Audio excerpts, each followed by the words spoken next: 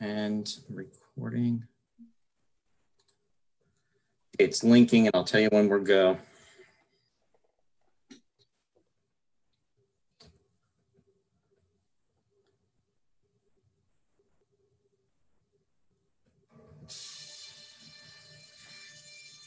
We're go. Good evening, everyone, and welcome to Remembering Science Fiction Television Shows of the 1960s and 1970s. My name is Roy Belquist, and I am so very, very happy and excited to welcome my special guest star tonight and special co-host, Mr. Nick Tate. Nick, welcome to the show tonight. How are you? I'm great, thanks, Roy, and all you folks out there. Lovely to be remembered and lovely to be alive. I hope you're all wearing your masks. Here's mine. Yeah. You know, my wife makes these. She makes hundreds of these, gives them to the neighbors, to the people down at the supermarkets and in the local medical clinics. She's a doll, my wife, upstairs in her little sewing room, making them even now. She's made about 700. How about that, eh? That's amazing. Yeah, it's a really critical time with everything that's going on. And Nick, thanks for taking the time out of your schedule to be, on with us. And this is I'm just so busy, Lucky I could squeeze you in. We're spending a lot of time at home, Roy. I guess. I guess everybody in the world. This is a very weird time. Just in case anybody's looking at this in 6 months' time from now, or on another planet, this coronavirus, which we call COVID-19, is the scariest thing that's happened in my many, many years on this planet. And I think it's really important that we do totally ignore everything Donald Trump says, and that we do listen to the doctors and the scientists. This is an insidious thing, and we've got to stay safe. Wear a mask. No, we definitely do. Please. Yeah. I've just been out for a quick run. Well, it was a fast walk, really, if I'm being honest. And a lot of people out there still, some of them have got masks on, but I steer right away from them. Woman coming towards me with a big dog, and I saw her on the footpath, and I thought, well, so I walked out in the middle of the street. But I'm luckily live in a very quiet area. Didn't get knocked down by a truck. No, you got to steer clear of people. Yeah, you definitely do. Let's not talk about the virus anymore. Hey, I'm sorry. Sorry I brought it up, but I just want to place this piece of history in time. We're very privileged to be alive, those of us that still are. And please, God, if you get the virus, I wish you well and that you'll come through. The younger the people are, and I guess most of the people watching this will not be young, otherwise you wouldn't know anything about Space 1999. Yes, Space 1999 has a special place in our hearts, and it's definitely a part of my generation, but it's also a part of the generation that it's almost like the next generation of fans, and it definitely continues to live on. I mean, it's hard to believe that it's actually celebrating its 45th anniversary as far as premiering this September, at least in the US. So it's definitely enduring, it's definitely going strong, and we're just so happy that you were a part of it and continue to be a part of it. Yeah, buddy. I'm always reminded of how long it is because I met my wife while I was doing Space 1999, the second series. I didn't meet her in the first series. I met her between that hiatus, you remember? On the 28th of November, 1975 at 8 p.m. at night. How do I remember that? I'm just that kind of guy. Numbers mean things to me. I always remember our wedding anniversary. I remember when we met. Numbers are just kind of a thing with me. I guess what does that make me? Slightly autistic? I have no idea. But she doesn't remember our wedding anniversary. She does afterwards, but and in particular doesn't remember the thing of meeting. And I said, look, if you got knocked down by a truck, you'd remember when it happened, wouldn't you? I'm so romantic. Well, you have to be a romantic guy. You've been together for close to 45 years, so that's awesome. Yeah, we've been together. Well, is it 45 years? Exactly. Yeah, 45 years in November. We've been married for 43 years. We courted for a couple of years. I didn't think I was going to ever get married, but she wore me down. I love her. She's great. I'm so lucky, you know. She's a really good woman. Can you imagine putting up with me, right? She has to be an angel. That's wonderful. That's really wonderful. Mm. And I'm talking about Hazel, of course. Of Hazel course. Butterfield Tate. Yes. It's been a good time. And my beautiful son, Thomas, and my daughter, Jessie, just great kids. And of course, he's 40 now, and Jess is 34, just had a 34th birthday. And we're all living here in LA now. Used to be living in England when I was doing the series. Tom was born in Roehampton, and we were doing the series at Pinewood Studios. About a 40-minute drive for me in the mornings. I'd get up at 5:30 in the morning and down the M3 to Pinewood Studios. It was so exotic, you know. All the James Bond movies were made at Pinewood Studios. So, some of the biggest movies in the world were made there. It was so thrilling to be in that environment, and old world environment too, because they had, you never saw this, of course, you're watching Space 1999, you're seeing all the magnificent high-tech looking stuff that we thought it was in 1975. Well, actually, we started in 1973. Can you believe? The first footage that we ever shot on the series was in November of 1973. And it was mostly filmed, therefore, through 1974 and into March of 1975. And then the series opened in America, and we hoped it was going to be hugely successful. You'll need to unlock your iPhone first. See, my iPhone is talking to me. I must have said something that made it want to answer me. I wasn't talking to you. It's technology, Nick. it's not like the Comlocks. Yeah. At least with the Comlocks, it was control. I so wanted to have a Comlock, and now I've got one in, and I found, you know, and it does everything for me. It even answers me when I don't know I'm talking to it. Nick, I just want to give a quick shout out. There's a lot of people that are tuning in from all over, and they're saying hello. And I just want to name a few names. Hi, Francine. Hi, Brian Jackson. John Hogue. Denise, thanks for tuning in. Marianne, thanks for tuning in. The picture to you is frozen. I think you said John Hudd, did you? No, John Hague. He's John Hague, okay. Yeah, he's a fan. And there's a lot of other fans that are tuning in. I just want to let everybody know we are going to do a question and answer with Nick. It will be towards the latter part of our broadcast. So if you can save your questions until then, but thank you for tuning in, and we're very excited to have you on here. Yeah. Roy will be translating the questions, probably narrowing them down. A lot of people will ask the same things, and if he's got time, he'll work out what are the essential questions. Nick, I just wanted to say that you said something to me when we were doing the test this morning about how you didn't see the series until 1980, was it? No, 1975. I actually started watching it in September of 75 when it premiered. Oh, you did? Well, you must have been 3 or something, were you?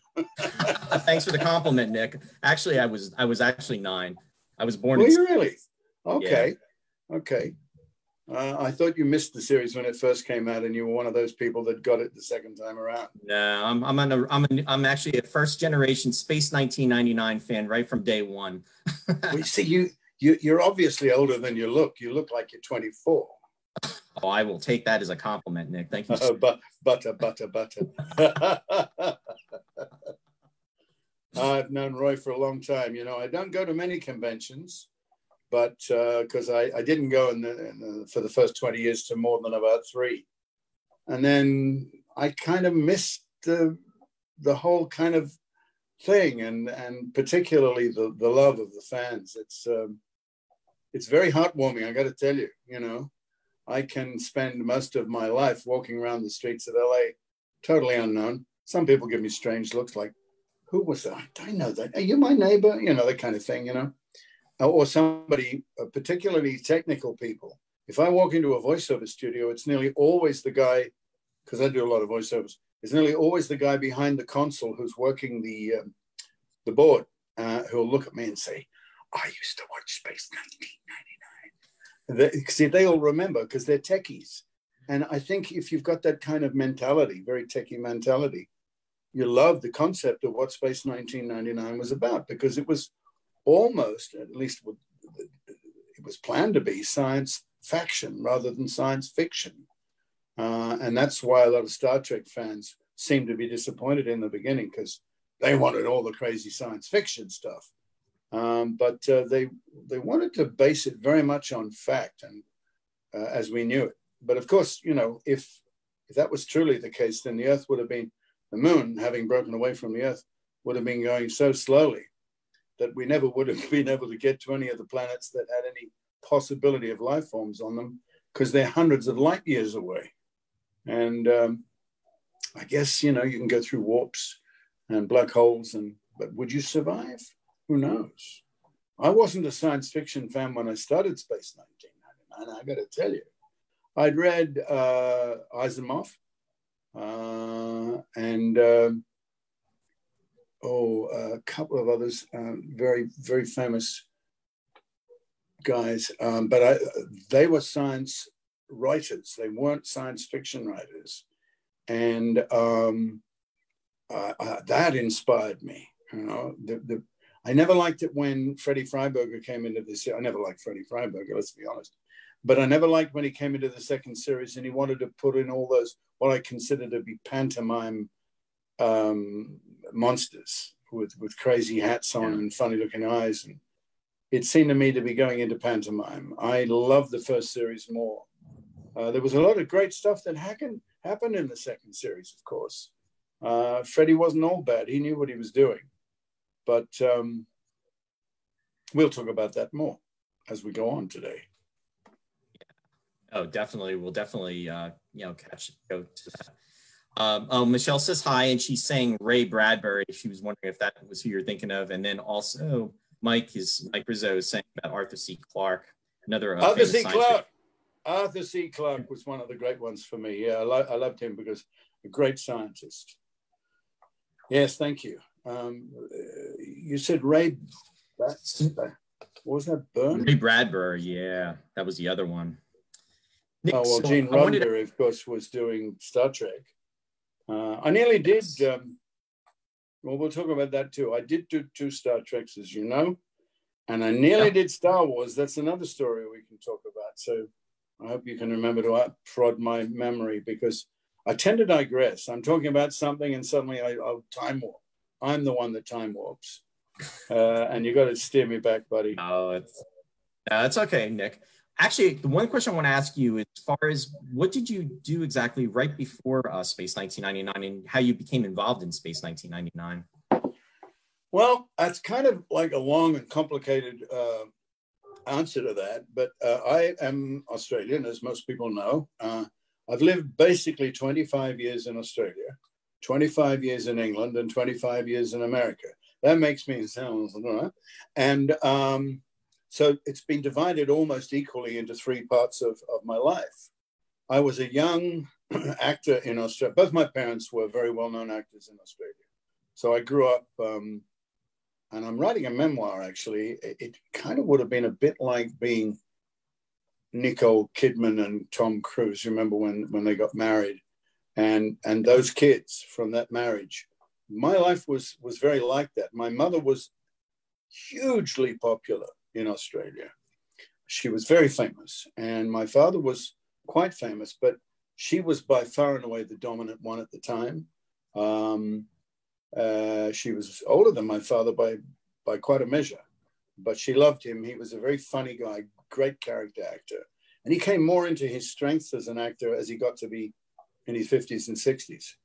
But they were living and working in Australia, and there was no film happening in Australia because although they'd made movies up until the Second World War, after the Second World War hit, we were very depleted, and particularly of our youth, our young men.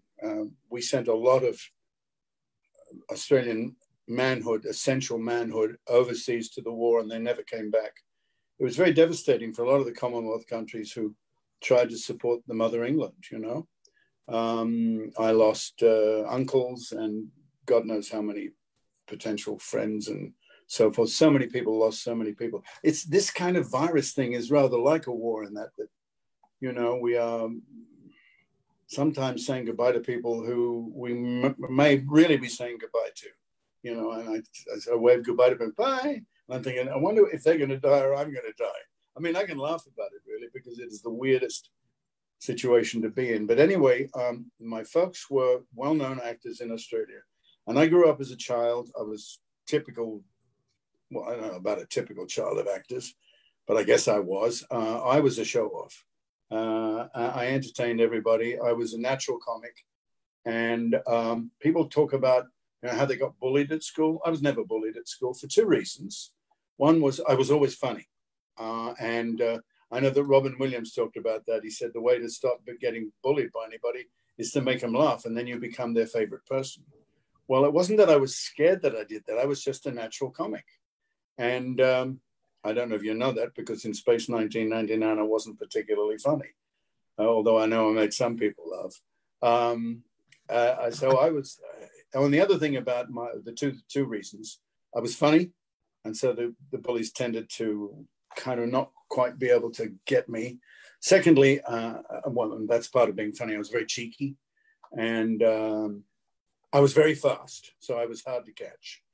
And I was kind of like I could take a few blows as well. I got into lots of fights, but I was never essentially bullied. And I hate bullies, and I used at school to seek out the kids that were being bullied and tell them, if anybody comes near you, you come to me. And that was kind of like the Alan Carter character. You know, I essentially knew that when I finally got the role of Alan Carter, that's the sort of person he was. Now, it's interesting because I'd been an actor in Australia, and I'd done very well. A young actor starting to get television series and stuff.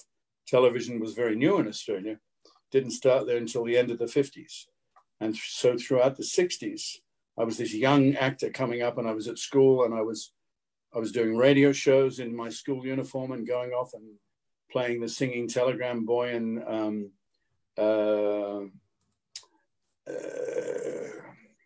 Clifford Odets, The End of the Civilization. It's that crazy play called. I'll think of it in a minute. But it's about the end of the world. And I played a singing telegram boy because I had a very good singing voice. And I was picked up, so much so that I got picked up by the Sydney Opera Company. And I was singing Amal and the Night Visitors in Minotti's Christmas opera. I was only about 15 or 16. And then my voice started to break. Wow. So I couldn't sing anymore because I was in a high soprano. Couldn't sing anymore. And I hated school. And I wasn't good at school. So you guys out there that have been to school and you've been struggling and you think it's tough, don't worry about it, because school's really got very little to do with who you are when you get out of school. I mean, I think it's different if you have the propensity to be classically trained or scientifically trained, to be academic, then go for it, because it's very hard to get a good paying job these days without those kind of qualifications. My son is a natural tech. He just can work computers from the first minute he ever touched one. He's got that strange kind of quality where he's two things. He's very artistic as well. So he studied drama at school, as I did. And he was in all the musicals and plays, and then tested for universities in that capacity. He was accepted into 7 universities, all their drama departments. And I wanted him to go to New York, NYU, into Tisch, because he was accepted, and we went there. But my wife hated the campus because there's no campus.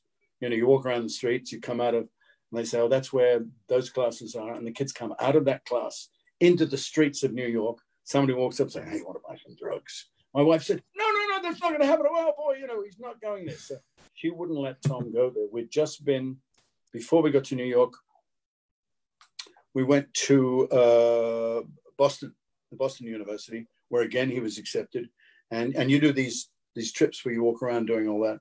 And one of the guys that was showing us around, very clever at walking backwards all the way through the campus, telling us what was going on. You know, he was one of their top actors, And he said that I said, why did you choose Boston and not New York? Because he said he was offered both. And he said, because I love the Boston campus. And he said, every weekend I go and spend in New York because it's close. And I said, but wouldn't you be better off in New York all the time instead of having all this travel? He said, yeah, but I got a better offer in Boston. So that's what I did. So my wife said, neither way. She didn't want Tom in either of those places. We went to Michigan. And as you probably know, Michigan is a fabulous campus. And Tom was also very good at football and very fast and strong. And he was the kicker he played a lot of soccer. And so therefore the gridiron team asked him to be their kicker for the high school. And Tom won the Western region here. He went 36 and 36 in kicks, which is apparently very good if you understand what that means. And Michigan were very happy to have him, but he actually got into the drama department.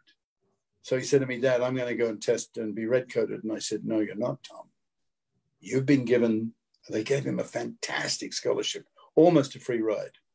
And they developed a new position at Michigan for him. So he said, but I want to go and I said, no, you got to, for this first year at the very least, you must stay and honor your scholarship. So he did. And at the end of the year, they did One Flew Over the Cuckoo's Nest. And of course, all the top guys were up for the lead role. Tom, who was a freshman, got the lead role. And he played the lead in One Flew Over the Cuckoo's Nest. And I'd always seen everything that he'd done before because I was very proud of him as an actor. And I would go and help with rehearsals. And but I couldn't because he was in Michigan. So we flew there for the opening night. And it was an extraordinary experience to see my son playing that role because he played him like Jesus Christ. You know, it was this, he'd never seen Jack Nicholson's performance, so it was brilliant. But Tom was just so incredibly empowered by the evangelism of that character. And the dean of Michigan University wrote a fan letter to Tom, said, I've never written a fan letter to a student before. He said, but I have to tell you, your performance was beyond anything that we've ever seen at this school. You're in the wrong school. You should be in NYU. Now, this is the Michigan dean of the university telling him he's in the wrong school. So Tom said, Dad, you know, you wanted me to go to New York? I'm going to go there. I said, you got to go back and audition all over again. He said, I don't care, I will. He did. And of course, they grabbed him. He came out of NYU with honors in drama, and we should have been seeing Tom in films and television today. But when he came out, it was a period in time that I was very proud of for him. But we were back living in Australia by then because of 9/11. So there's been many crises that have happened to America in the time that I've lived here. There was the kids shooting each other in Columbine, and my wife's going, oh, I'm not living in the country anymore. She wanted to take our daughter home. And when 9/11 happened, that was it. We were on a plane back to Australia. My son, however, remained in New York, and he finished university there. Then he came into LA, and I don't know if anybody here is old enough or young enough in the industry to know what was going on in the early 20s here. After 9/11, there was a writer's strike, there was a commercial strike, and a director's strike. And then I think an actor's strike as well. And my son was trying to earn a living as an actor in the midst of all that. And people used to say to me, he looks just like you. He should be our next Alan Carter. And I thought if there was ever going to be, people were always talking about, let's do Space 1999 again, that's what Tom could do. Because he did look and does look very much like me. Anyway, you can't spend all that time in an industry that's going on strike. And he started working for Hulu and because of all his technical abilities. And he went through Hulu for 10 years and decided he's not going to be an actor anymore. So we won't be seeing Space 1999 with a Nick Tate lookalike in it, even if somebody does do Space 1999. And I wish they would, because it's a great idea. But of course, we're way beyond Space 1999. There are people now that wanted to do a 2099.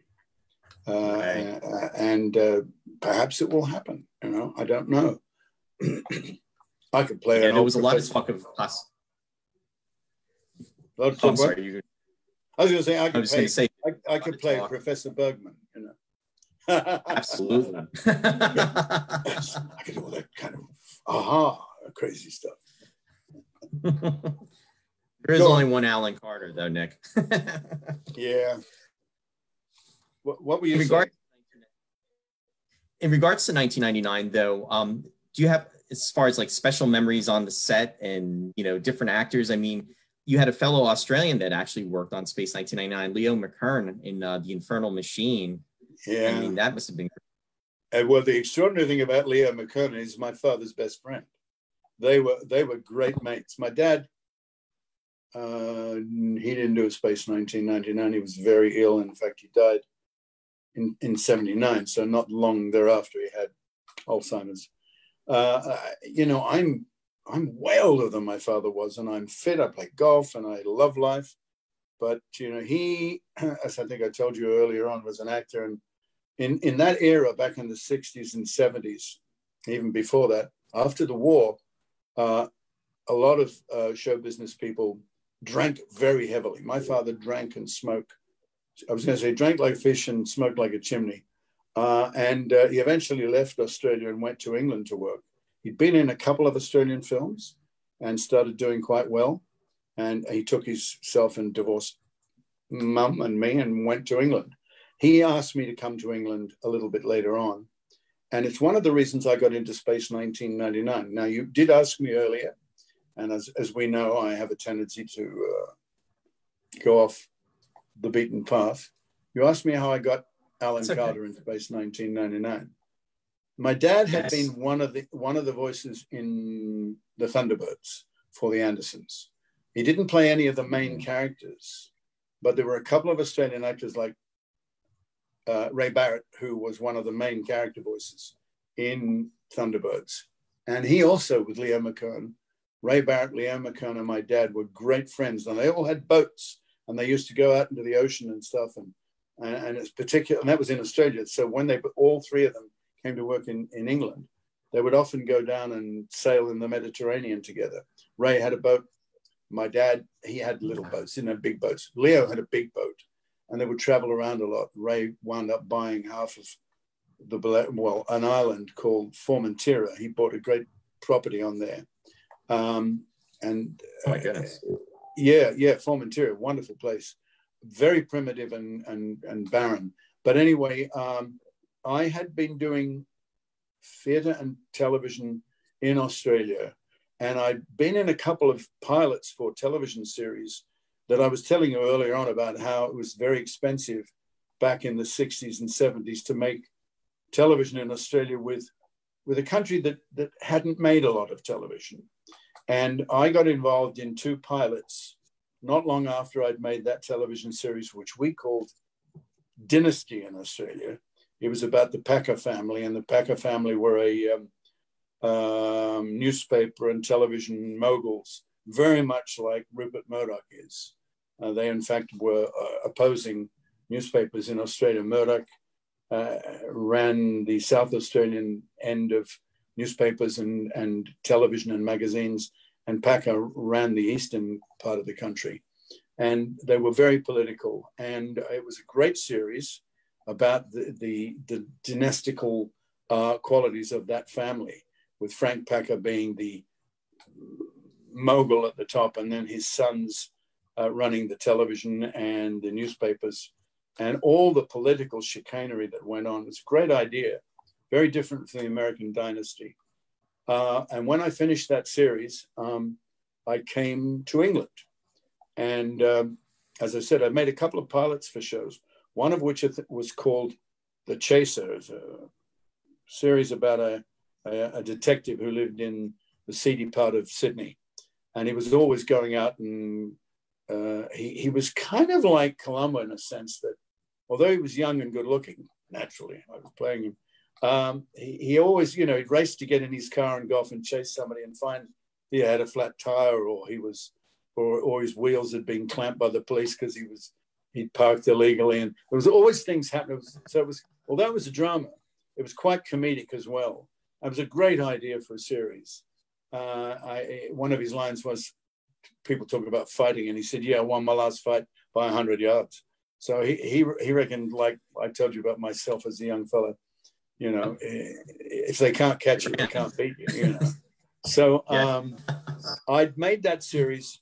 Oh, I didn't make the series. I made the pilot for the series. And then I came to England to work with my father.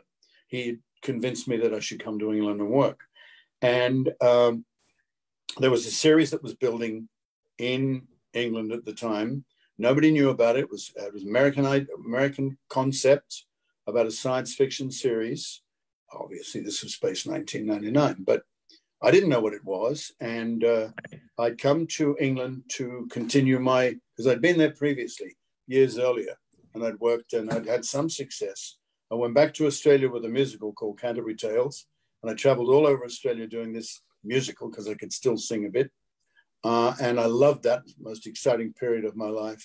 And when it finished, I was offered the Dynasty series. My father was brought out from England to play in it with me. And I did that for 2 years in Australia. And then pilots for series, which didn't go because they were too expensive by Australian standards. Because they could buy American shows, as I had already told you earlier today when we were talking. We were making shows for $30,000 and $40,000 an episode, and they looked like it. And we were up against shows like 77 Sunset Strip, Peter Diamond, all the big, wonderful American television series that were being made for $150,000 US, or in some instances, even up to $250,000. And then they were shown all over the States for many years and then sold off as cheap shows to Australia. But they were still wonderful quality. And so the Australian television industry struggled desperately to try and get a foothold because we were competing with very expensive shows with lots of wonderful star actors in them. It was to Australia's credit that it finally did break through and start making series like Homicide and Dynasty, or not Dynasty, Dynasty as yes, that came later, Division 4, and I was in all these things. And when I came to England, I bumped into an Australian producer called John McCallum, and he'd made a television series in Australia that was called Skippy. And I don't know if any of you are old enough to remember Skippy. It was a show that in a sense was rather like Lassie or Flipper, because there was a family that had a kid who loved the pet. And the pet was a dog, Lassie, or the pet was a dolphin, Flipper. And in the series in Australia, it was a kangaroo called Skippy. And the father was a helicopter pilot. And he was a ranger that looked after the land and all the sanctuary animals. And Skippy was a very popular series and was played all over the world. And John McCallum was that producer. He then went on to make another television series later on called Boney, which was about an Aboriginal detective who was very like Sherlock Holmes. He was smart and always got his man. And he used a lot of native cunning because he could track people like a black tracker. They call black trackers in Australia when the Aboriginal people went out and they could track people across deserts and so forth just by detecting tiny little movements in the sand, you know. Incredible. And of course, American Indian people have exactly the same, the indigenous native people, the same quality to be able to track people. So they did this television series called Boney. And in one episode, I played a policeman, obviously a white policeman, who became his partner briefly for a while. And we had a fantastic chemistry. I loved working on the show. They took me to Alice Springs, which was the heart of Australia. And it was a period in my life when I was questioning why I was being an actor and even if I wanted to do it. And I had done a stage play in Sydney. There was a smash hit. And I'd done the 2 pilots that I told you about, The Chaser and another one called The Racing Game. The Chaser was made by John McCallum. The Racing Game was made by a company down in Melbourne.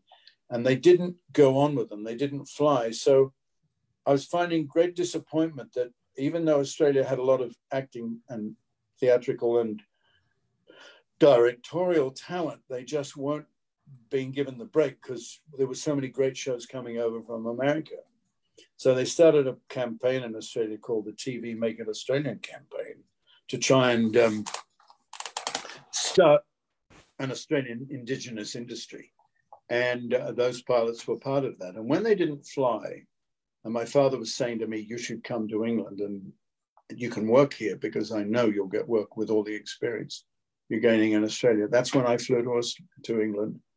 And I bumped into John McCallum, as I told you. He was the man that had made Skippy and Boney. And he'd offered me a continuation of Boney. He said, we like your character so much. We want you to play the police officer that goes everywhere with him. Kind of like Watson to Sherlock Holmes. Okay. How did you do that? You know, scratch. I thought, no, I don't want to play an idiot. You know, I don't want to play the second string. I've had great opportunities with the chaser and the racing game, but they didn't go on. So, no, I'll go to England and try and brush up my career. So, as I said, I arrived in England and I was in a bank in Piccadilly. And lo and behold, John McCallum, the producer of Boney, stepped out of the bank door as I was walking in. And he was about 6'7". He said, wow. My dear boy, Nicholas, what are you doing here? And I said, I've come to work, John. He said, but you didn't stay and do the second series for me in Australia. I said, no, I did a stage play called Don's Party, which I know is coming. I've skipped that part of the story. But I did this very successful play, and they were bringing it to England, and they asked me to come to England and do it for Robert Morley, who was a very famous English actor. He wanted me to do it. And so that's the reason I came to England. And then it got put off because they had other things they were doing. So suddenly I'd come to England and what was I going to do? So I was meeting people, taking meetings. And there was John McCallum saying to me, well, you could come back and do Boney for us, second series. I said, no, John, I've come to England. I want to work here. This is what I'm going to do. So he said, I'm having lunch with Bruce Gingell. Do you know him? I said, yes, Bruce Gingell was the producer of The Chaser that I did after Boney. And he said, oh, what happened to that? I said, well, it was great, but they didn't do it. So that's one of the reasons why I've come away. He said, so Bruce knows you? I said, yeah, he knows me very well. He said, I'll drop your name to him. So I said, yeah, okay. I said, what's he doing? He said, he's become Lou Grade's right-hand man. Oh, okay. Lou Grade was, of course, Lord Grade. He wasn't Lord Grade then, who came to make Space 1999. So I went home, and my phone rang about 3 o'clock in the afternoon, and a woman said to me, is that Nick Tate? And I said, yes. She said, just a second, I got Mr. Gingell for you. Now, Mr. Gingell was like second in charge to Jesus Christ, as far as I was concerned. You know, he was somebody that, although he produced the show, I never met him. He was one of the echelon, you know, the high and mighties that you don't talk to. And he comes on the phone, typically Australian. Is that Nick Tate? I said, yes. He said, Bruce Gingell, Nick. And I went, hello, Mr. Gingell. No bullshit. Don't call me Mr. Gingell. It's Bruce. He said, mate, you're a legend. I said, I'm a legend? He said, yeah. He said, that racing game that you did down there in Melbourne, that was great. And then the chaser that you tried to do for us, you're great, Nick. You should be working. Are you working? And I said, no, I've just arrived in England. He said, oh, well, mate. I said, I'm now running Lou Grade's company. He said, I'm going to get you working. And I couldn't believe it. I think, what? This is Christmas. You know, this doesn't happen when somebody as powerful as Bruce Gingell says, I'm going to get you working. So he sent notes out to people in England that they should meet me. I went and I met the people up in Manchester who were shooting a television series called Crossroads about English soccer. I couldn't play soccer to save my life, but I was very physical and active, and I played a lot of rugby. So they said, can you play soccer? I said, yes, of course I do. So they sent me up to Manchester, and I met those people. They loved me. He'd obviously given them the brief that he wanted them to give me the job. So they asked me, would I sit down and meet all the writers? I did. And they asked me all sorts of questions about Australia. So they wanted to make the character Australian. Fine, you know. We've had some very good Australian soccer players in England. So that was all set up. And then I came back to London. I had to wait about 6 weeks before those series would start, my episodes. And then Bruce rang and said he wanted me to go out and meet Sylvia Anderson at Pinewood Studios for this Space 1999 thing. I said, well, what is that? He said, it's something about the moon, mate. You know, it's like Star Trek. I went, oh, okay, fine. I said, well, what about Crossroads? He said, don't worry about that. He said, well, you know, we'll have you meet lots of people and see which one we want to do. So, incidentally, I'd also gone to Nottingham Theatre Company. They were about to do Streetcar Named Desire, which is a fantastic Tennessee Williams play. And of course, it's what made Marlon Brando famous, playing Stanley Kowalski. Star Wars! I went and auditioned for them, and I got the part. So when Bruce Gingell was saying to me, "You're going to go to Crossroads," I said, "Well, actually, I might be going to Nottingham to do Stanley Kowalski in Streetcar Named." "Oh, that's a bloody great play, mate. But it's theatre, provincial theatre in Nottingham. You don't want to do that. You've got to go to Crossroads or maybe Space 1999. When are you going to do it?" I said, "Well, I'm supposed to give an answer next week." He said, "Anyway, go meet Sylvia tomorrow." So I went out to this Pinewood Studios to meet Sylvia, and they were doing tests. They'd already set it all up. The whole show was cast. Everybody was in their uniforms, the sets. I walked on a Moonbase Alpha, and I was told I had to meet Michael Barnes first. He was the casting director. So I wanted to meet Sylvia because I knew that Sylvia had been Lady Penelope in Thunderbirds, and my dad had done all the character voices in Thunderbirds. So she would know him. And he said to me, "Say hello to Sylvia." So I meet Michael Barnes, casting director, brings me in, and he says to me, "Well, it's very nice to meet you, but I'm sorry, it's all cast, so nothing we can do." And I said, "Well, could I talk with Sylvia?" "Oh, no, she's very busy. You can't see her." And I said, "No, Bruce Gingell said that I should meet with her." "What? Why would Bruce do that?" I said, "Because Bruce knows my work, and I would like to meet Sylvia." "Well, I'm sorry, she's busy." So, okay. So he was clearly somebody that didn't want me in the show. But he did say it's all cast, so you can't do it. Now, I've neglected to tell you that I actually did an episode of Crown Court, which was a television series in England. There was a daily that came on once a week, and it was a court case. And you would do the show to an audience. Or you'd actually done a lot of the show, but you did part of the end of the show to an audience. And the audience voted on whether you were guilty or not, because it was a courtroom sequence. And I played a Australian heart transplant surgeon who had killed his client. And they were saying it was neglect. And the producers told me when I got the role, of course, he's neglectful. I said, "No, he's not. He's innocent." And they said, "Nick, what do you mean he's innocent?" And I said, "Well, you told me the audience would decide, right? If I was the doctor doing it, I would be doing my best. And if the guy died, that had nothing to do with my best interests. Please don't tell me he's guilty. He's not guilty. He's innocent. If I'm going to play him, he's innocent, all right? Oh, if that's the way you want, sure, go for it, Well, I did, and the audience found me innocent, which was the producers couldn't believe it, So it was great. So that episode happened to be showing on television the day I went to meet Sylvia. Now, this is quite extraordinary how these things happen. Timing. I've met Michael Barnes. He said, "You can't go in there." And I walked past Sylvia's door. It said Sylvia Anderson. And the door's open a crack and I can see her. I said, "Is that Sylvia?" And he went, "Yes, come on." And I went, "Hang on a minute." He went, "No, what are you doing?" And I went, "Knock, knock, knock." "Sylvia?" She went, "Yes." I said, "Nick Tate, John Tate's son." She said, "Johnny Tate, come in. Come in." And Michael Barnes is going, "Oh, what are you doing?" And I said, "Well, my dad's a friend of Sylvia's thing." And I closed the door on him. I go in. Sylvia said, "Oh, I love your dad." She said, "Would you like a scotch?" And I said, "Yeah, I don't mind. I love scotch." So I sat and I had half an hour with Sylvia. Here's this man telling me that I couldn't meet her, And I told her what I've been doing, etc. She said, "Oh, you've got to meet Jerry Anderson." So she knocks on his door next door and takes me in to meet Jerry. And he was like, "Oh, hello, I don't really like actors." I said, "Oh, great to know, And so Sylvia says, "I'm coming out again." And I go out and I sit with her, and she loved actors and she loved my dad. I was so lucky. She said, "Oh, we've got to get something for you in this."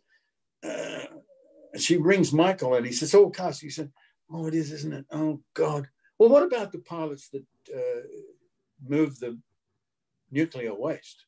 They've got a couple of lines." He said, "Well, Yes, so they've got a couple of lines, but then and they die. Yeah, they die. Would you like to play a pilot in the opening episode? Unfortunately, you'll die, but at least we get to work together. And I went, yeah, I would like that. Thank you very much.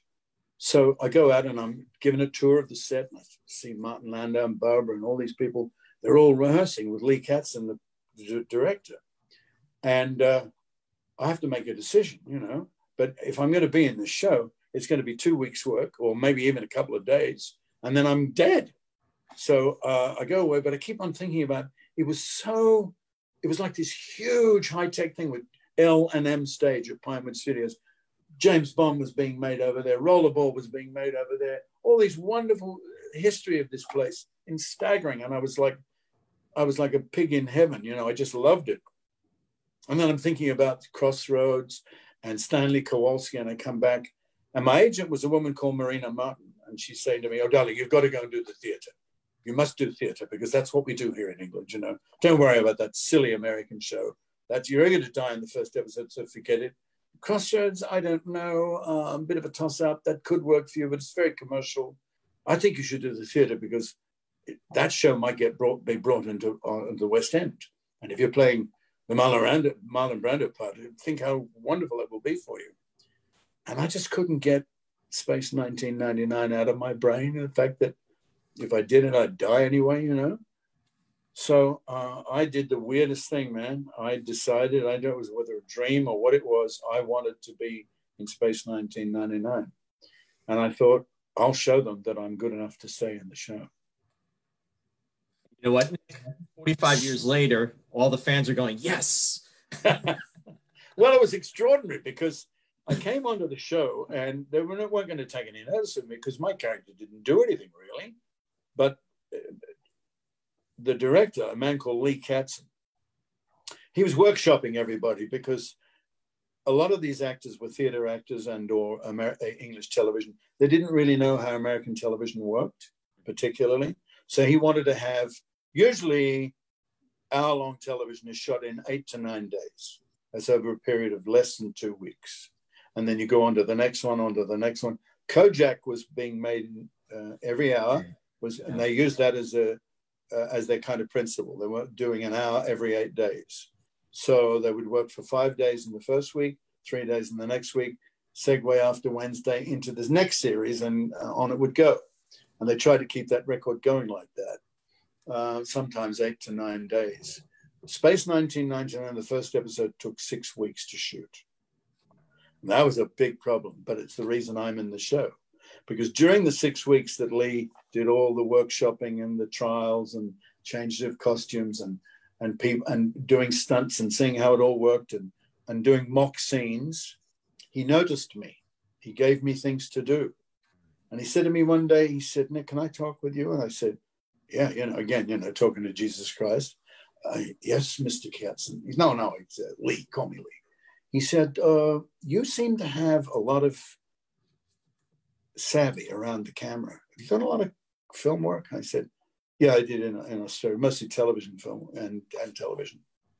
"Yeah," he said, "a lot of these English actors are a little stilted and you're just so easy. I guess that's your Aussie quality. Do you have any footage that I could look at?" And I said, "Well," he said, "could you bring some stuff tomorrow and we'll do lunch?" I'm going to have lunch with the director? Okay, yeah, fine. So the next day I came in, I had a book that had lots of photographs of me and Boney, me and Dynasty, as you call it, Dynasty, all the shows I'd done, and a magazine which was called TV Week, Front Page TV Week, my father and I, front cover, playing father and son in Dynasty. And he's flipping through my book and he sees this. He says, "What is this?" I said, "That's my father." "This is your dad? He's an actor?" I said, "Yeah, he was one of the voices in Thunderbirds." And he knew Thunderbirds. He said, "Oh my God, you're from a dynasty. You're from a dynasty." And I said, "Yeah, my grandmother was an opera singer, actually. Yeah."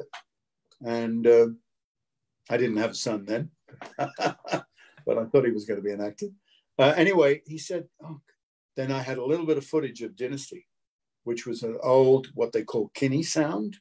wasn't even Super 8. It was this thing they used to use before video came in. It was called Kinney.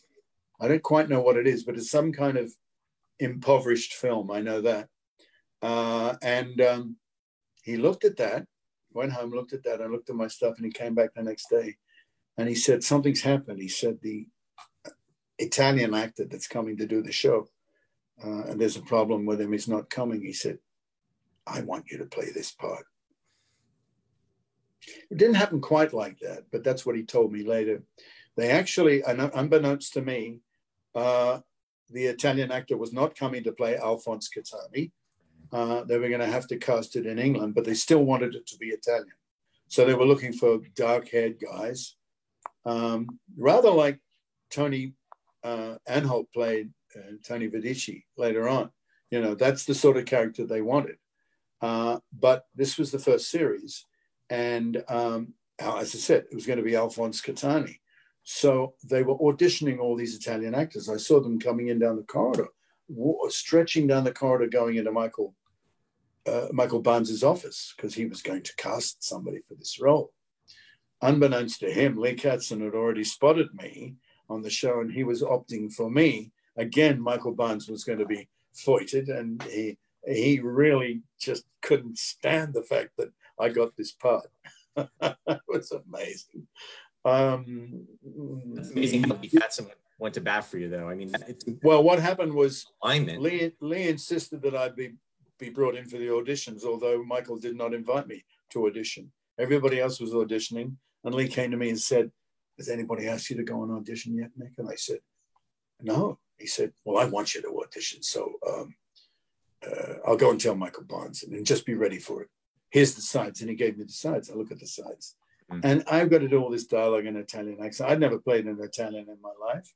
I think I've told this story at many conventions, so most of you know it. But, you know, I was taken into Sylvia and Jerry, and the third man, what was his name? It was Group 3 Productions. And we never saw him, but he was there for this audition. I remember it. Is his name Ray or Ron? It was Sylvia and Jerry and this other man, Group 3 Productions anyway, and Lee Katzin. And so they said, okay, do the dialogue, you know. And I'm, you know, I do my Italian accent, and I was speaking, we've got to get, Commander, we have to do the eagle, get fly the eagles off the base. And she said, Nick, he's not an Italian greengrocer. And I said, well, they're the only Italians I've ever met, you know. She said, he can't do the Italian accent, forget it. So I'm walking out the door, and Lee walks over and says, hey, wait, this is an international moon base. Doesn't have to be Italian. He looks German. You do German? I went, yeah. He does German. Do German. So you know, I start, hang on a second, look at it. So then I start doing, you know, I'm speaking like, we will ask the questions. You know, I'm being this kind of German character, which was terrible, you know. No, this is not going to work, you know. So she says, no, get out of here. You look, we love you, Father. You're wonderful. And, you know, you've still got the part you've got, but goodbye, Nick. So I'm walking out the door, and Lee comes to me and he says, do you have any other characters? And he said, why don't we let him play an Australian? And she goes, what? There aren't any Australians on the moon. And I said, well, there aren't any bloody English on the moon either. and he goes, he's got a point. There's no, because she was saying Australians sound too much like Cockneys. And that's always been a bugbear for Australian actors. Back in the 50s and 60s, Australian actors never got to do any English films with Australians in them. They always used an English actor who had a very strong Cockney accent playing Australians. There was a film called The Overlanders, starred Robert Mitchum. He was an American playing an Australian, an Irish Australian. Deborah Kerr playing an Australian. Deborah Kerr was English, but she lived in America most of her life. She didn't do a bad job with it. And then I'm just trying to, was it Terry Thomas? I think it was Terry Thomas played a broad Australian character in the show. And it was just straight Cockney, you know. And Australian actors were really pissed off that they would use somebody like that playing an Australian. So And Sylvia said, no, but you see, it doesn't matter whether English people played Australians or not. It still sounds too much like the Cockney accent. And I was being pushed out the door. And I thought, wait a minute. So I said, I'm sorry, Sylvia, that's bullshit.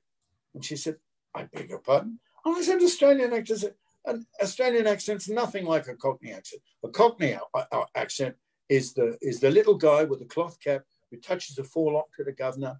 He kowtows to everybody and he opens the door for the governor. He knows his place. An Australian doesn't kowtow to any man, and he calls a spade a spade. And he goes, right on, that's the guy. See, that's Alan. That's that. Oh, Alan, we call him Alan Carter, not Alphonse Gattani. And Sylvia's saying, no, I'll get out of here. This isn't going to work, you know. So I left with them arguing. And later that day, my agent rang me and she said, well, I don't know what you've done, but you got the part and you're playing an Australian pilot. So that's how Alan Carter was born. So awesome. Yeah.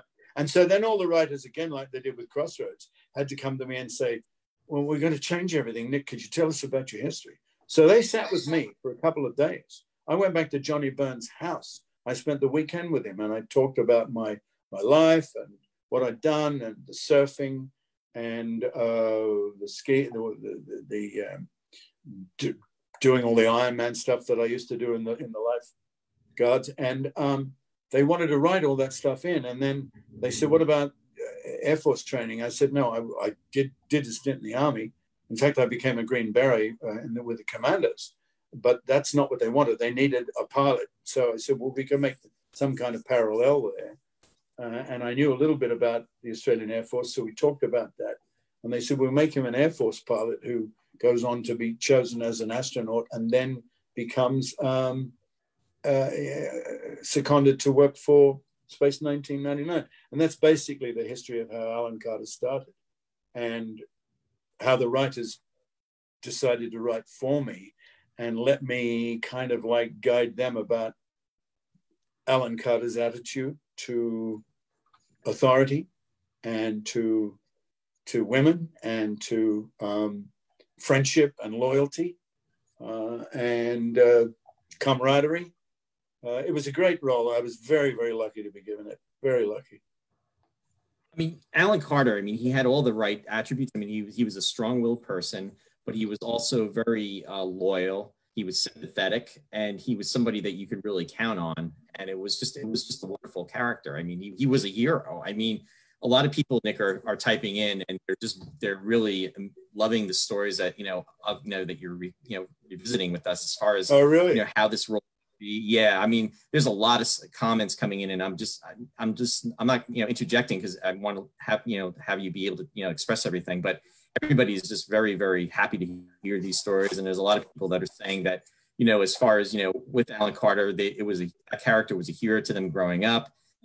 Some people have one woman, Linda, said that that you were her first crush. I mean, there's just a lot of different comments that are coming through. What's her also address? David Hirsch, who was a columnist at Starlog, and he was at the last two conventions, and he did Jerry Anderson Space Reports. He actually he said hi. He also said that Reg Hill the person you were thinking of from Group 3 Productions. He actually interjected about that. Reg Hill, he's dead right. Yeah, yep. Right. Yeah. I said it was Ray. Thanks, David. Just wanted to put that out there. In fact, David will be on with next week. I've had a lot of people when I go to conventions, people that became policemen, people that became youth counselors, people that became school teachers that were kind of doing physical education and stuff. They said that Alan Carter inspired them. We've always had characters in our life that have come through their own adversities. And I'm not Alan Carter, I'm an actor. And I just enjoyed the gift of being given a role that was so much fun to play. And occasionally it happens in life. When I did that play, Don's Party, that I went to England to do, again, that was written by an Australian author called David Williamson, and he's Australia's top playwright. He's written over 40 plays. And Don's Party was one of the most successful of them all. They made a movie of it later, but I couldn't do it because I was shooting Space 1999. And they shot it whilst I was doing Space 1999. They did ask me to go back at one point and do it. And we started negotiating for it, but I couldn't get out of my contract in time. And a wonderful actor by the name of John Hargreaves played the role of Don. And it was very successful for him because he went on to have a huge film career. So there's sometimes in life, you know, you just can't have everything. You can't do all the things that you would like to do and would happily do if they were possible at the time. But I've turned down a few things. I think I told you that I turned down Lost. I don't know whether we want to just briefly get into that or whether we want to continue talking about Space 1999. But my daughter was finishing her 12th grade, and we'd gone back to Australia.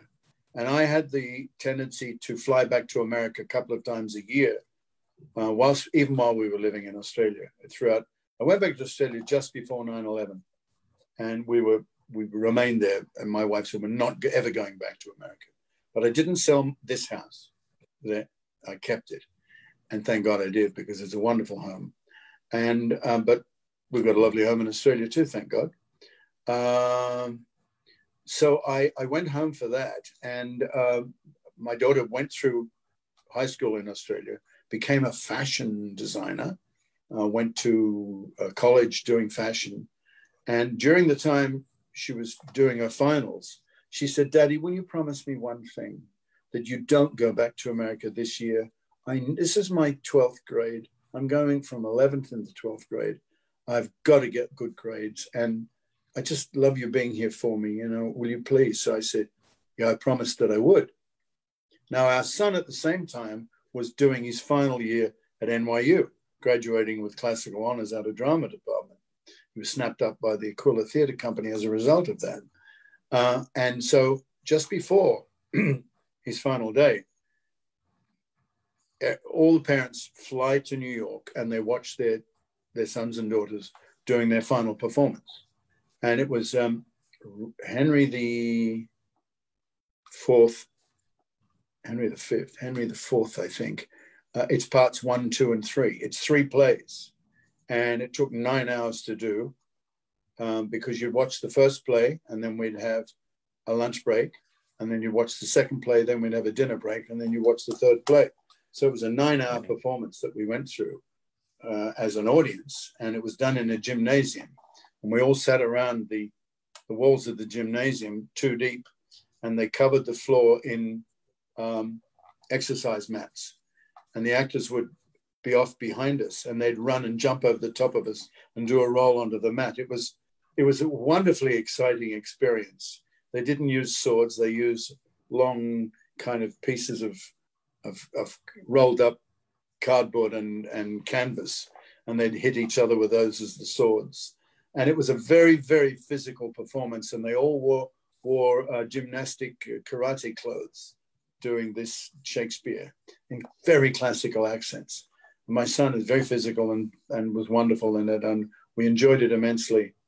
And whilst I was there, I rang my American agent and said, guess where I am? And he said, I don't know. He said, Nick, I just had April Webster on the phone, who works for J.J. Abrams. They're shooting a new show called, I think it's called Lost or something, and they want you. And I said, no, I can't. I'm in New York. I've come to watch my son. Well, when are you coming back to LA? I said, I'm not. Well, I'm stopping in LA for a day, but I'm flying on to Sydney on Friday. We arrive in LA on Thursday. He said, well, the auditions are on Thursday. Can you get here for those? And I said, no, look, there's no point in me doing that. I don't know what this show is, but I don't want to do it. And he said, well, April really has actually your request. And he said, Nick, it's very rare that, they actually say, we want Nick Tate especially for this role. So you should come and do it, the audition. I didn't want to do it. And they wanted me there at 10 o'clock in the morning. There was no way I could get there at 10 o'clock in the morning. And he said to me, catch the red eye Wednesday night. And I said, I'm not, look, I've just watched my son in this show. I'm not catching any red eye. And he said, Nick, you really should do this. This could make you. So I don't know. I was very conflicted. I caught the red eye and I flew back to LA, and I got to the studio where they were doing the auditions, and there were all these Australian actors there up for this role, and they were all young and good-looking guys, and I'm not young or good-looking anymore, and I thought, this is not going to work. I don't know what I'm doing here. And April Webster and the producers didn't arrive. 10 o'clock happened, 10:30 happened, 11 o'clock happened. More and more actors were coming for the audition, and they still weren't there. And then word was they were sorry, they were stuck in traffic. So they eventually arrived, and they all came in and April went, oh, Nick, you came, wonderful. And then she went inside with the guys. And then they called for the first guy to go in. Great, big, beautiful, good-looking fellow went inside the room. April greeted him at the door. Oh, Tony, darling, gave him a big kiss, took him inside. And I could hear all this laughter going on. He was in there for 15 minutes. I'm thinking, God, he's obviously got the role, you know, and he came out, kissed her goodbye again. Oh, and Jack, would you come in next? And I'm thinking, I should be here. I was here first. But anyway, she didn't bring me in. He goes in. He's in there for 20 minutes. And I'm thinking, what is going on, you know? And I can hear all this laughter and bon ami and June. And then she opens the door and she looks out and I go like this. And she goes, oh, yes, come in, Nick. And as she's calling me to come in, her cell phone goes off in her hand. And she goes, oh, all right, darling. Everybody, this is Nick Tate. I've got to go take this call. And I walk into the room and she goes outside to answer her cell phone. You have no idea the humility, I mean, the difficulties sometimes actors have to go through. I'm standing in this room. There's about 9 people I've never met in my life. I know that J.J. Abrams is one of them. And I know that the producer who worked with him on the show, Damon Perra or something like that. He was the producer of Lost. J.J. Abrams was the #1 producer, but this guy actually did all the work. And seemed to me there were a lot of very young people in the room. There were little young girls in there as well. I want to say young girls, like 20-year-old secretaries and stuff. I've later learned that producers will tend to do that. They take in some of the office girls. They come, we're going to do a casting. And then when the actor goes out, they say, what do everybody think? And, you know, all the producers that know the scripts and know the characters are going, yes, I know. And then they ask the girls who know nothing, oh, I thought he was wonderful. Or, no, I didn't like him. And they want to know what people think, you know. So that's the thinking behind that. So I go in and I'm standing there and thinking the first guy did 15, the next guy did 20. And this young guy with a pink cap says, you ready? And I go, yeah. Well, go. And I said, go? He says, yeah, do the part. I'm thinking, where's all the chat and all the laughter and stuff that was going on with everybody else? So I thought, all right, bugger it. So I just did the scene, boom, straight through. And he goes, and nobody says a thing. And he says, get out of here. I said, I could do it again. He said, what for? I said, well, you might want it in Swahili or something. And he said, no need. Get out of here. So I walk out and I'm bamboozled and I'm pissed. I'm angry. And April's over there in a corner talking on the phone. And I'm walking out. She goes, oh, Nick, you all right? Goodbye, darling. Yeah. I'm thinking, oh, bugger that. I was so angry. I walked outside and there was a big palm tree out there. I punched the palm tree, nearly broke my hand. I was pissed off. I come all the way back from New York. I'm flying to Australia tomorrow. And here I've been asked especially to come and do this. And I'm in the room for 2 minutes and gone. Get out of here, he says to me. So I go and I call up a mate of mine, Nick. And I said, I'm in LA. He said, oh, what are you doing? And I said, can we go and have a cup of coffee somewhere? Because I don't drink. So we go to Priscilla's down in Burbank. And we're sitting there having a cup of coffee and he's commiserating with me and we're swapping, you know, horror stories about, you know, how and why we're doing what we're doing. And I said, and I don't even know why I came to the audition because I got to go back to Australia and flying tomorrow. Oh, yeah, all right. And then my phone rings and it's my agent. He says, so you're flying to Hawaii tomorrow? And I said, no, man, I'm going to Australia tomorrow. He said, no, you're not. You're going to Hawaii. And it was one of those, what are you talking about? He said, Nick, you nailed it. I said, they hated me. They told me to get out of the room. And he said, yeah, that's because you nailed it. And, I've come to understand now in life that the people that they make the fuss over and do all the laughter and clapping on the back, they're being nice to them because they're never going to get the part. And they like the guy, but he didn't do it. And then when some guy comes in and he actually said, you knocked it out of the park, is what they said. That's why they told you to get out of here. I said I could do it again. What for? Get out of here. In other words, he was saying, you've knocked it out of the park. Get out of here, because that's what he said to me. I didn't understand it. Don't waste my time because you were great and we want you for the part. Yeah, Nick, I actually have some. I have some questions that came in from different. Frozen there for a second. Oh, can you hear me? There we go. I can now, but I'm wondering, are you getting all my stuff? Am I freezing? No, everything is fine. You're coming through perfect. Just want to let you know that everyone is loving your these stories that you're telling, and just going on talking about Lost and Space 1999, and a lot of people are commenting that they didn't even know some of the things that had happened, because I know you said about talking at previous conventions and everything. So a couple of the questions that have come through, and I'm just going to read a few of them to you. First off, Isabel wanted to know, what was your favorite film that you did? Oh, well, it's kind of like love. You fall in love several times in your life, and who was your favorite girlfriend or boyfriend, or who was your favorite dance partner? I've had so many great parts. I've had so much success, or at least stuff that gave me great love and joy. It's and it isn't always a film or even a television series. More often than not, it could be a moment in the theater. The first musical that I ever did was Canterbury Tales. It was one of the most successful, funniest, and uplifting shows I've ever been in. And at the end of every performance, we used to get, in the traditional sense, 10 to 12 curtain calls every night, with people standing and cheering ovations. That is the most thrilling thing that an actor can ever have. It is so rewarding to have that one-on-one, or one-on with 1,000 audience, Never forget Canterbury Tales. I adored it. Dynasty was a series that I enjoyed very much, playing with my dad. But I don't think there were any particular special moments in that.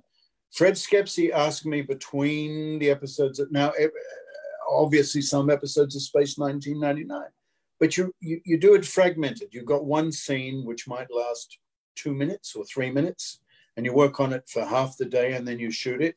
And then you shoot it from the other angle and this angle, and it's all done. And later on, it's all with editors, and moments that you loved doing are gone because the editor decided they wanted to be on, more often than not, on Martin's reaction than on me saying the line, because that's what happens to star actors. They get all the the reactions and stuff. But overall, for the years on Space 1999, it was a great thrill for me to be on that series. It had its great disappointments with people like Fred Freiberger coming in and trying to destroy everything that we'd done and worked for. I actually walked away from the show one time. That's another story that we could talk about. But my favorite things, Fred Skepsey asked me in the middle of, when I'd finished the first series of Space 1999, and had missed going to do Don's Party because I was working on Space 1999.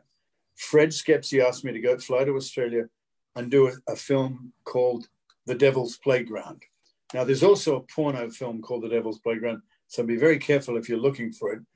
It was shot in Australia in 1975, and I play a Catholic teaching brother, and it's all about a seminary for young men to become priests, and it's all about the sexual torment and the religious fervor and the torment of being in any strict religious, let alone the Catholic faith, which I don't admire. In fact, it put me off religion altogether, really. I do believe in God. I do believe in what I consider to be a greater power. But I like what the Baha'is say. And if I have a religion, it is the Baha'i religion. If you don't know what that is, it's Baha'.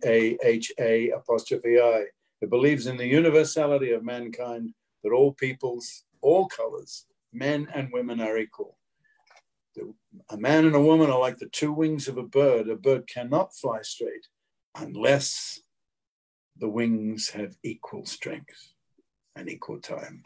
It's so important. He was a wonderful man. And most Baha'is that I meet are wonderful people. They're non-political. Anyway, roles, again. So The Devil's Playground is a wonderful film. In fact, I won the AFI award for it, which is an Australian award, together with the young boy that played Thomas, who's the lead of the film. And we shared that award together. And I think rightly so, because it was a great honor and a wonderful film to do. I shot another film that I loved called Summerfield, which has not ever been seen in America. Well, that's not true. It has in what they call film festivals. It was shown in film festivals and people loved it, but it's never had a cinematic release here. It's a very beautiful film, and it can be, I think it's the company that put it out on a DVD is called Umbrella Films. And it was shown in England, again, never in a cinema. The BBC Two in England used to do Christmas movies on Christmas Day, and they would do a festival of Australian films, and they always played about 5 of the top Australian films of that era: Picnic at Hanging Rock, My Brilliant Career, Summerfield, and maybe The Devil's Playground as well. And the interesting thing is there was a very important film critic in England called Alexander Walker, and people would always look at his recommendations.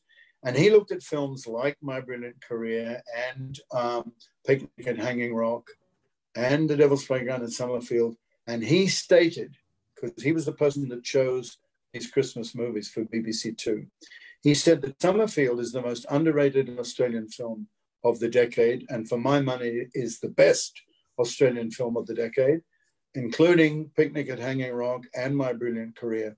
So it's worth looking for Summerfield. If you can find it. I don't know. I've actually seen that, Nick, too. I've seen it it's on YouTube, believe it or not. You can actually catch it on there. Can you? Really? Okay.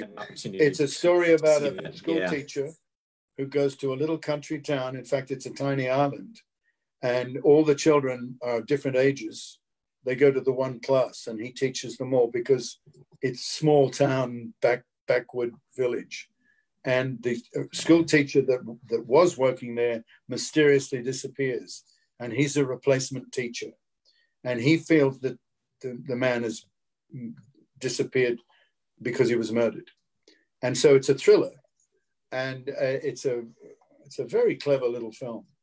And I'm proud of that. And people say, which have I loved? It's not the greatest film I've ever done, but I'm very proud of it. And I agree with Alexander Walker that Summerfield was a highly underrated film, and it was one of the best films to come out of the 70s in Australia. Okay, that's Nick. I have another question. I do have another question too that's come up, and a lot of people are asking about your role on Star Trek: The Next Generation, but more so Star Trek: Deep Space Nine, and when you worked with Colm Meaney, about, how that and your enjoyment with that.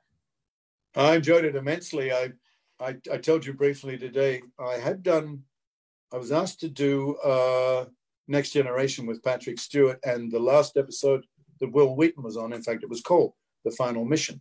And I played Durgo, I think his character's name was, and he used to drink the rocket fuel, so he was drunk all the time. It was a wonderful role to play. I enjoyed it immensely. And Jonathan Frankel, is that his name? Who was one of the leads of Star Trek Next Generation. Jonathan Frakes? Frakes, yes. he became one of the directors later on of Deep Space Nine.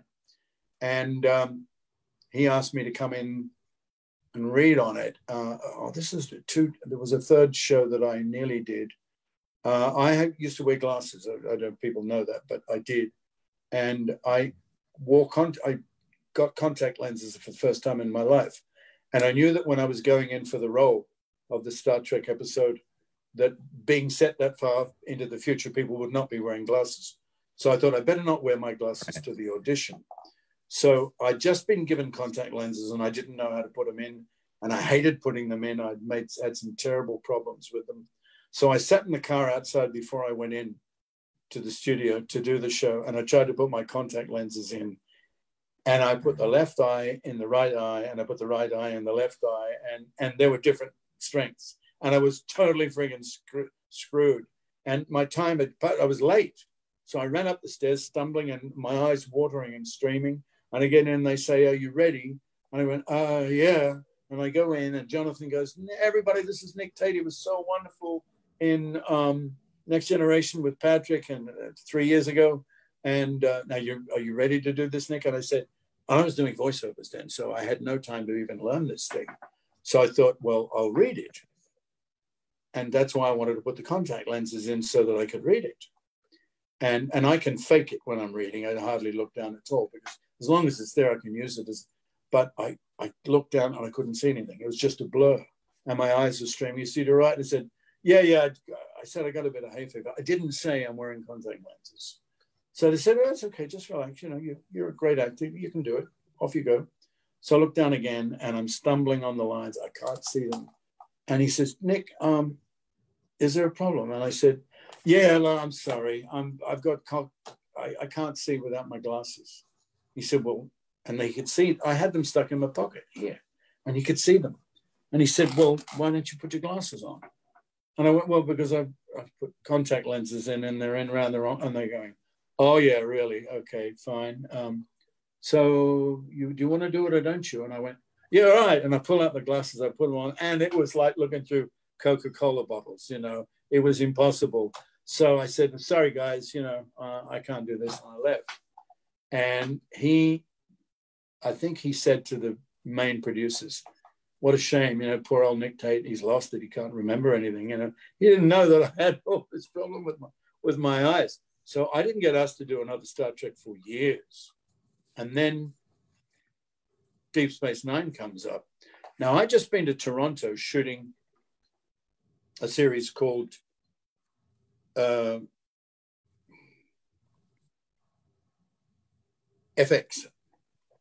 Remember FX? About the sound effects guy? The movie was called, that Brian Brown played. They had an Australian actor playing the role for the series. And in the first series, he was very popular. And they decided they wanted to write a role for his father. And they wanted to bring in a character who, because he was such an intelligent and smart guy and very sophisticated and good looking. And his father was going to be this awful kind of like degenerate rogue who was 65 going on 14 years of age, like the bad boy at school. I love playing roles like that. I had another series in Australia that I went back and did called East of Everything, which I'd like to tell you about, again, where I played a degenerate father. I like playing these kind of crazy comedic characters. So they always say the crazier the role, the meatier is and the more fun it is, right, Nick? Yeah. I'm in that stage of my life. I love doing comedy. So nobody's going to take me seriously anymore. So what the hell, go for the comedy. So I shot this episode in Toronto, which I enjoyed. It was nice being in Toronto. And my fellow actor, Danny, what's his name? He took me to, I'll tip my tongue, a day. He took me to play golf, and he was a great golfer, and I love my golf too. So I thought, well, this would be okay, I'll have a nice 2 weeks here with him. And again, I finished the episode, and the director comes to me and says, "We loved what you did. This is a great idea for the father.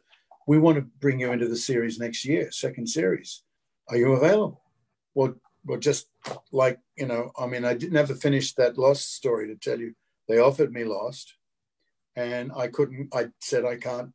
I've got trouble with the son. My daughter's in her 12th year. I don't want to stay here doing this. It was a great episode of Lost. I ruined that whole story. Right. I got the role, you know, you're going to Hawaii. So I go, and the director there, he says to me, Nick, we love what you're doing in this show.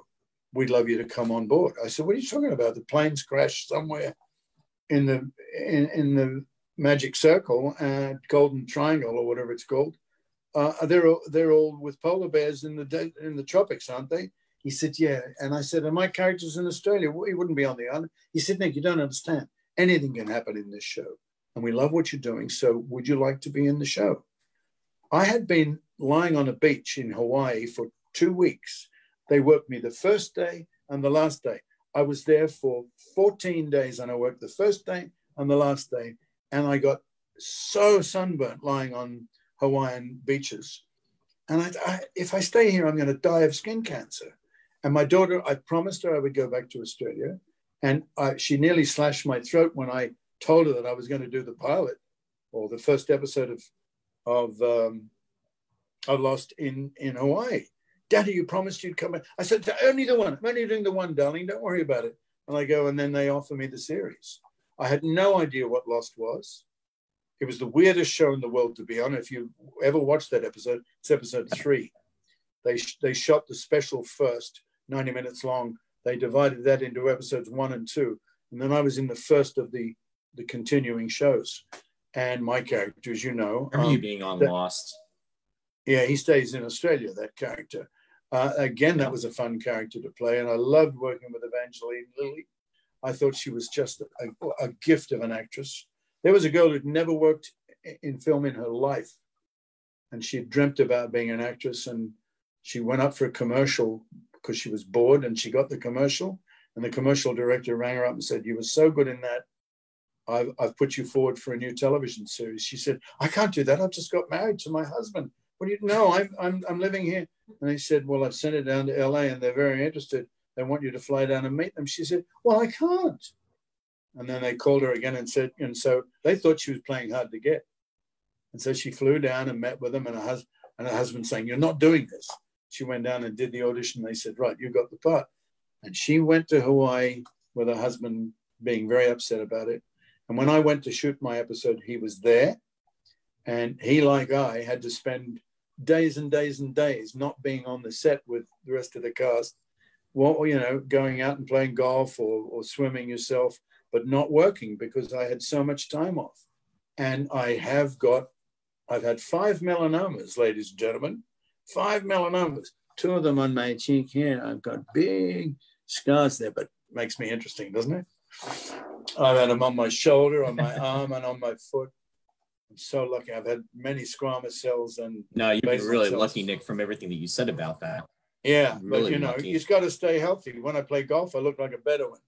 I've got the hat down to here. I've got the mask on, and I want more, and I love it. But so so the episode of FX, I said, no, I'm not coming back to Toronto. I'm sorry, I'm not going to do that. I live in LA with my wife and kids, and I've been down that road before where I nearly went off and did Lost. I did think about it a lot, but in the end I said no. I had no idea it was going to be the most successful television series in history, but I'm glad I didn't know, really, because I probably would have done it and I'd be dead by now. So yeah, I get back to everything happens works out. So I'm going in. It needs to. What? I'm sorry. What are you saying? I was just saying everything works out the way it's almost like ordained to work out, and it's amazing how timing takes a timeline and just different people that are around, and just how everything comes about is just it has everything come together. Well, I want to finish because I know I digress terribly, ladies and gentlemen. I'm really sorry, but you did ask me, how did I get the 2 episodes? I did Next Generation with Patrick Stewart. That was just normal casting, went in and got that one. And I don't know how or why, but I did. Missed the next one with Jonathan Frakes, is that his name? thinking that I'd lost it and that I couldn't remember my lines.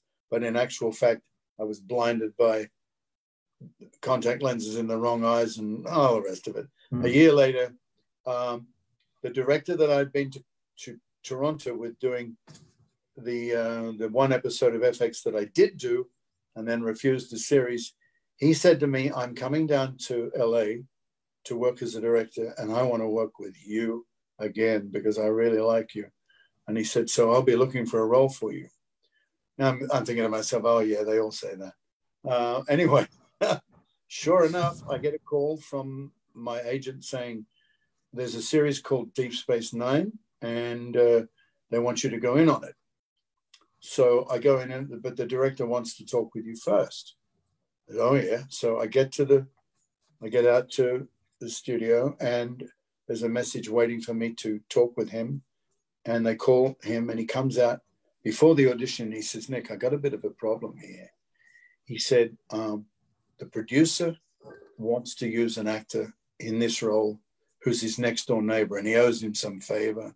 He's always promised him shows and never given them to him. This role, he says, is perfect for him. I think it's perfect for you. So I want you to come in and I want you to knock this out of the park. And he said, because I know you can do it. And he said, but don't worry about the producer because he might give you a bit of trouble. So I'm thinking, why would a producer give me? Because he wanted this other actor to play the role. And he was even angry that they were auditioning other people. But this director liked me, loved me, and thought when he read this script that I was perfect for this character. You know, it was loosely based on Donnie Brasco, the movie, about the part that Robert De Niro played with Johnny Depp.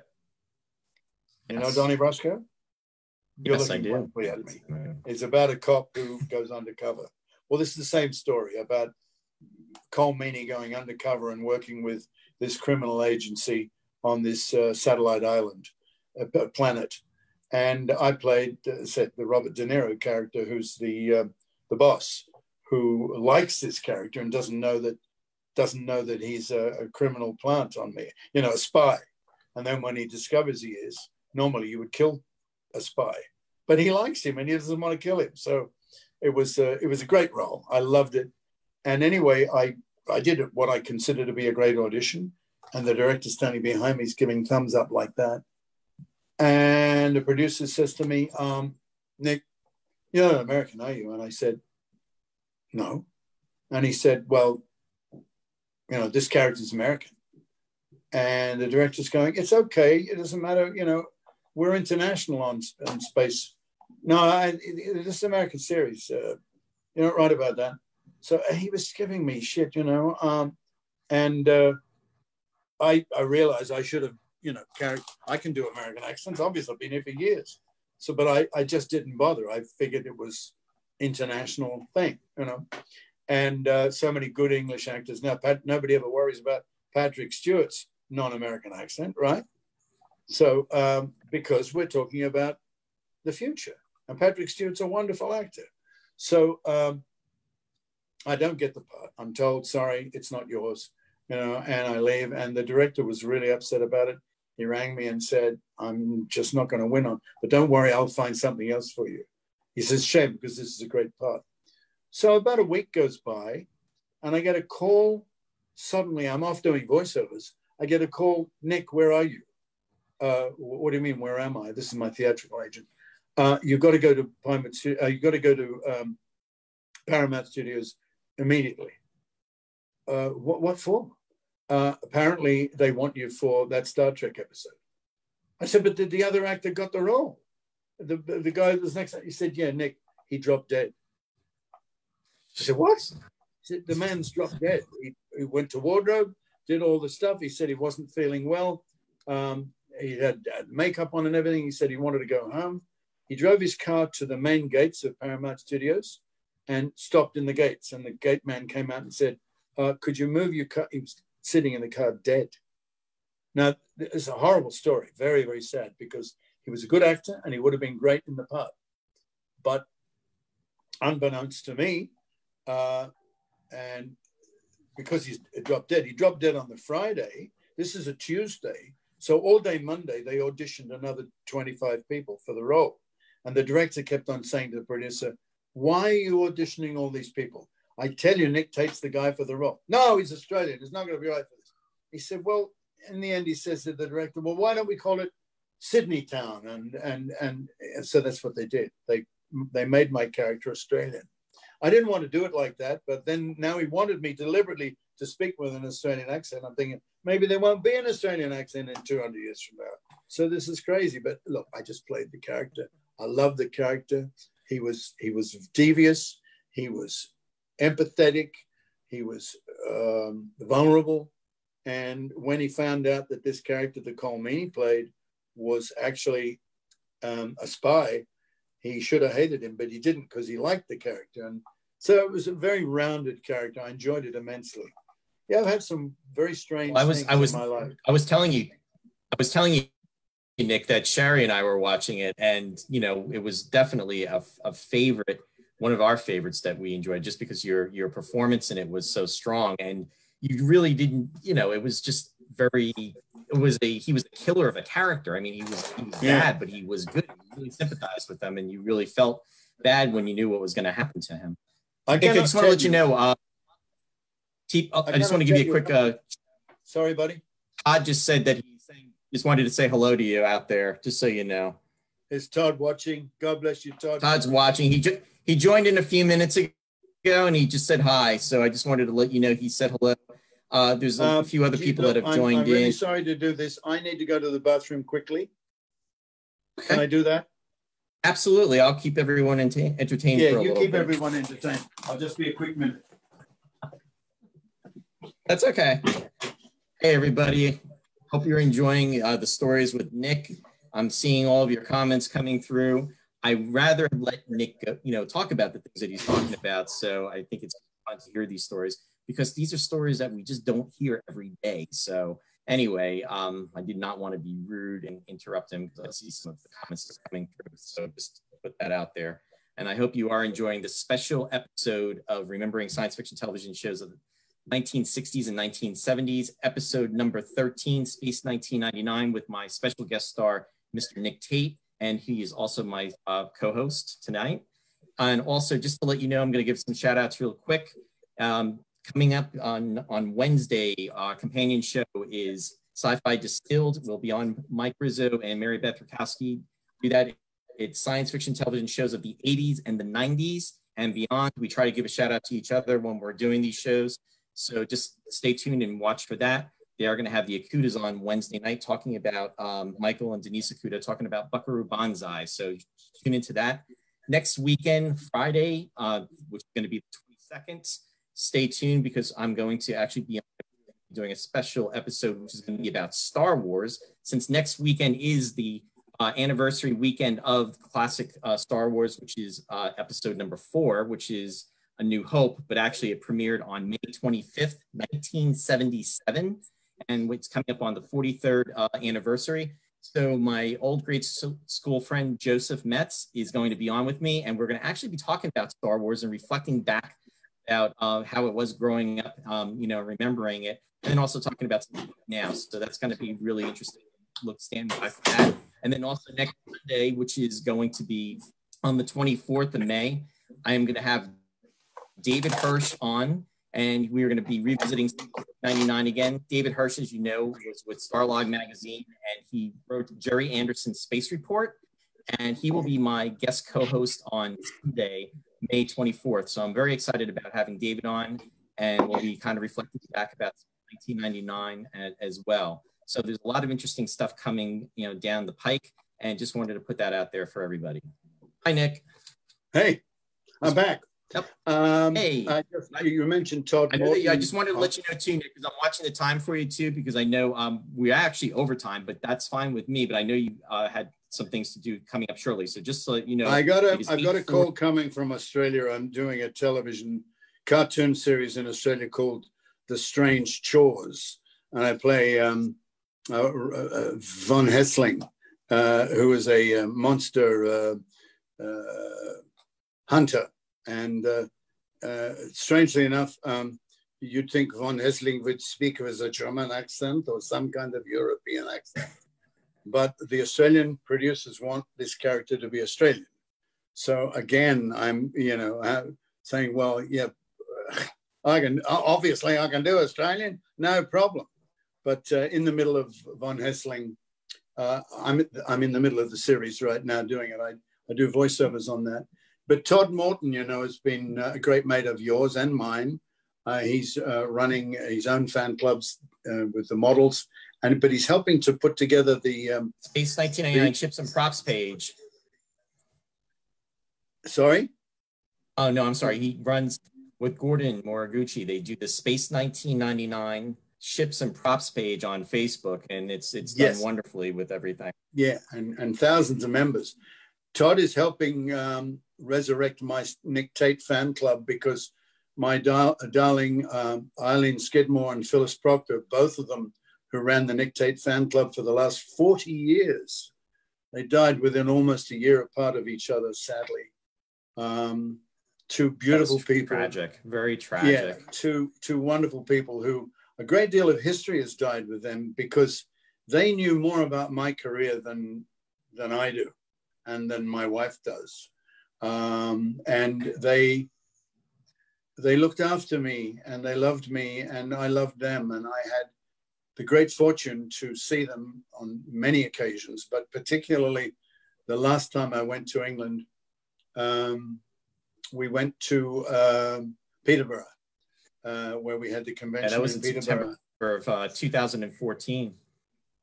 And there's a big, was it 2014? Yeah, it was September of 2014. Yeah, it's almost 6 years, Nick, which is crazy. That was actually my first time in the UK. Well, there's a big cathedral there, Peterborough Cathedral. And my mother's brother, Arthur Carr-Glynn. Arthur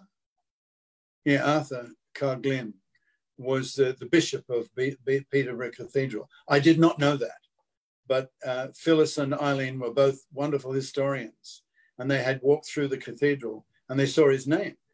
And they came to me and said, "Do you know Arthur Carr-Glynn?" And I said, "Yeah, he was my mother's brother, half brother." I think he was Cardinal. They said, "Yeah, Cardinal of Peterborough Cathedral." And there's a whole room dedicated to him. So they took me there, and I just saw another side to those girls, a loving, wonderful side. I've spent many wonderful hours with them, and very clever people, real historians, understanding about the history of England and the kings and queens, very knowledgeable. I was humbled by the fact that they would spend any time with a lowly actor, quite frankly, to tell you the truth. I know none of that kind of history. It's not been my forte in life. And it's wonderful how they have that kind of love of the ancient and also this love of the fanciful in sci-fi. But anyway, Todd Morton has taken over that position. Joining that club, Nick, I remember joining that club with them in 1986. And Eileen, I used to correspond with her back and forth, just like many of us did on, from fans of the show. And she was always so gracious, her writings and everything. And, just staying connected with the fans. And then it was so nice to finally meet her almost after, 30 some years because, of corresponding on and off. Yeah. And then the convention, she, like you said, she passed away like 6 weeks later, and it was just so tragic. And she was just such a sweet person. And what a surprise! I mean, if she'd been sick at the convention, you'd say, well, she didn't look well. She didn't look sick. Right. She was happy and just the change. I don't even know if it was it 6 weeks. It was not long thereafter. I was stunned. Yeah, it was like 5 or 6 weeks. It wasn't a long period of time.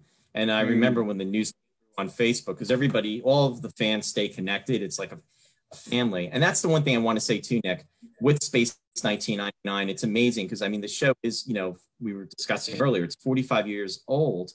The first convention was in 1978. And this is a question that came up, and I'm kind of like jumping around a little bit. Warren had asked, he said, do you have a favorite moment from a Space 1999 convention? And I know we have to watch the time and you have to get going too, but I just wanted to throw that out there. It's just something that, look, I know people always want to say was that, there was the funny sequence of when we were all, the foam came into Moonbase Alpha, and it was an hysterical episode because they found this foam machine that could foam up the whole set, but it had soap suds in it. So if you moved around in the soap suds, it was like being on slick ice, and people were falling over all over the place. And the camera couldn't see you because once you went into the soap suds, you were vanished. And Charlie Crichton, who was about 75 years of age, and Charlie had this strange thing with his jaw. He was talking, saying, what I want you to do is I want everybody to run into the fog. He called it fog, but it was soap bubbles. And then I'll count to 5 and then come running out again. And people ran into the fog and hit the soap bubbles and hit them and just slid, on the floor because it was slick studio floor. And we didn't know where we were. By the time you got up, you didn't know which was left from right or where we were. And Charlie jumped up and chased after us calling, cut, cut. And he went into the soap bubbles as well. Very funny stuff.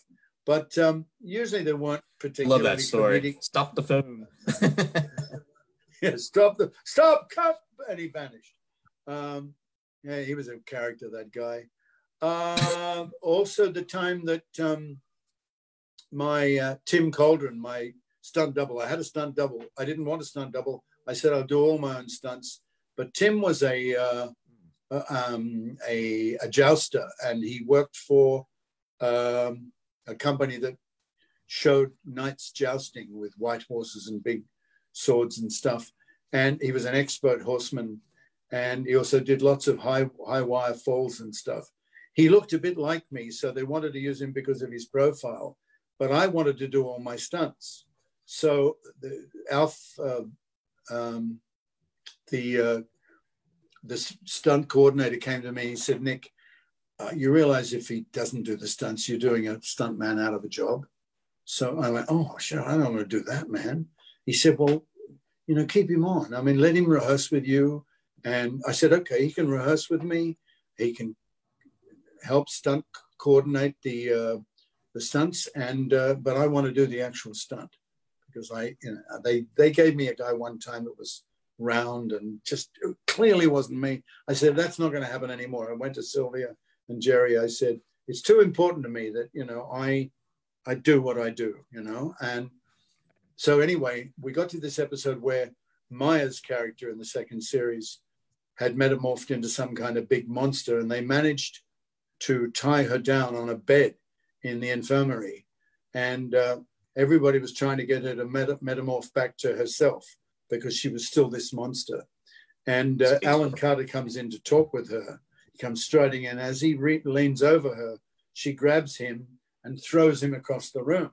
So they put the camera down on the floor and they put the gurney that she was lying on above. And Catherine Scholl is lying on that. And as I get to her bedside, she suddenly changes into this monster and grabs me and throws me over the bed. So the sets never had any ceilings. So if you put a camera down on the floor and look up, you could see all the lights, you could see all the studio rigging and everything. So that wasn't going to work. So they decided they were going to put a ceiling in, which we then had to wait about 3 hours till they put in this ceiling. And your studios can do that pretty quickly, and they did. And then they brought me in, and what I had to do was they were going to cut it. I'd come running in and jump off a mini trampoline as the stuntman lying there playing the Catherine as the monster sort of propelled me with his hands over, and I'd land right in front of the camera on the floor where they'd put a mattress for me to land on. And I said, guys, if I bounce off the trampoline, I'm going to hit the roof, and then I'll hit my head, and I'll land on the floor short. And Timmy said, no, Nick, I've worked it all out. You can do it. I said, no, Tim, it's too dangerous. And Charlie Crichton, again, was the director of that. Oh, don't be ridiculous. Carl, you can do it. You do all the other songs. You can do it, Nick. Come on, let's see you do it. I said, no, Charlie, it's too dangerous because you've put this trampoline here and that roof is too low. We're going to hit it. Tim said, look, let's just film one and I'll do it for you. And then you can do it. So I said, well, I really wish you wouldn't because I think it's going to end in disaster. So he said, no, we can do it. So he comes running in, bounces on the trampoline. The guy grabs him and pushes him and he hits the roof, bang, like I said, and falls from the roof, which is 8 feet high, down onto the concrete floor, 2 feet short of the mattress. Snapped out his 2 front teeth and broke his collarbone. Now, this is a guy that has to joust every day, on the weekends. Right. And suddenly he's out of action.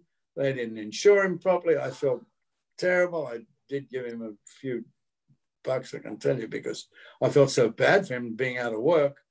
But it was a choice that he made and I would not have made. I think I'm pretty sure they filmed it all. I did some trying to cover of it, so it's a bit of me and a bit of him, but damn, he snapped his teeth. Fortunately for me, at the time, I didn't know. His teeth were false anyway. They were, these 2 front teeth were caps, but it doesn't make it any easier. Oh, so you probably out, and he broke his collarbone, which meant he couldn't joust for about 6 weeks. So are you talking about funny moments in the show? Weird moments. I don't know about funny moments. I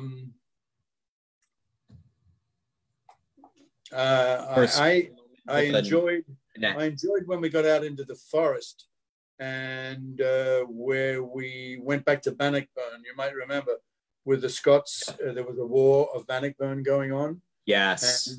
And need to wear. Maybe I might have that mixed up with another episode where we met some cave people and I had to go down and fight this man in a cave. The cave people was in the first season, which was Full Circle, where they had Xenia. She was in the cave girl outfit and everything. And the cave people, there was like a time warp. I mean, that was a first episode, and that was filmed at Black Park, right? I believe it was just outside Pinewood. Pinewood Studios. The forest there's called the Black Forest, and it was just outside the fence that we worked on. That they dug a big pit that I had to get into and fight this guy who was a caveman. And I enjoyed all that stuff because you're outside doing stuff, not in the confines of the studio. You've probably seen all this, a lot of people write in and asking for my signature on fan letters, but all this stuff here, this is what Todd's got. We've got hundreds of these. And I know that most guys and gals, that was at a convention, they made that up for me. It was a convention we just did, Nick. That was the Breakaway 2019 from last year. Yeah. Well, Todd's got all of these, and I know that folks. Oh, this is. Do we know who that is? That's from Lost. That's Lost, Evangeline Lilly. And Yep. I love that girl. She was great to work with, and she. Here's an interesting thing. When I first did the show, I'm ushered onto the set, and the director says to me, the first assistant said, you go to makeup first. So I go into makeup, and I have not met Evangeline, and I'm sitting in the makeup chair, and in the mirror, there's a girl sitting in the makeup chair there. And she says, oh, you must be playing Ray. And I said, yeah. She said, I'm Evangeline. I'm playing, is it Kate, the character's name? Yeah, I think it was. And she said, you want to run the lines? And I'm sitting in a makeup chair with a girl doing this. And I go, yeah, if you want to. So we do the lines. And we did the end of the show first, the scene where she runs away. And I catch her stealing the money from my cupboard. And then she explains to me that she needs to go. And I say to her, look, everything's okay. Don't worry about it. I'll drive you to the train station in the morning. So it was a very emotional scene. And as I said, I didn't know the girl, had never worked with her. And we're doing the scene, and I'm looking in the mirror with her, and she starts crying. And I'm really moved. Here's this actress doing this scene with me. And we did this great scene together because the first time it just worked so well.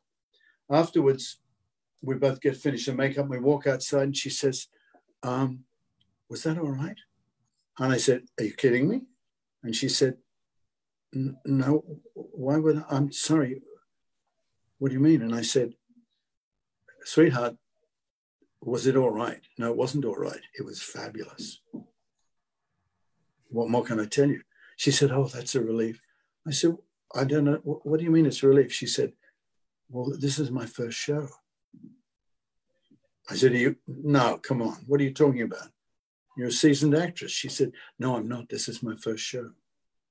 Now, of course, she'd made the pilot, but I loved that girl. She was just such a natural. And raw talent, right? Tremendous humility as well, because, you know, it was a difficult scene to do and she nailed it. And she never put a foot wrong in all the day that I worked with her and the following day later. Just her emotions were spot on. And it just goes to show you, you know, it's very difficult to teach somebody to be an actor. She never took an acting class in her life.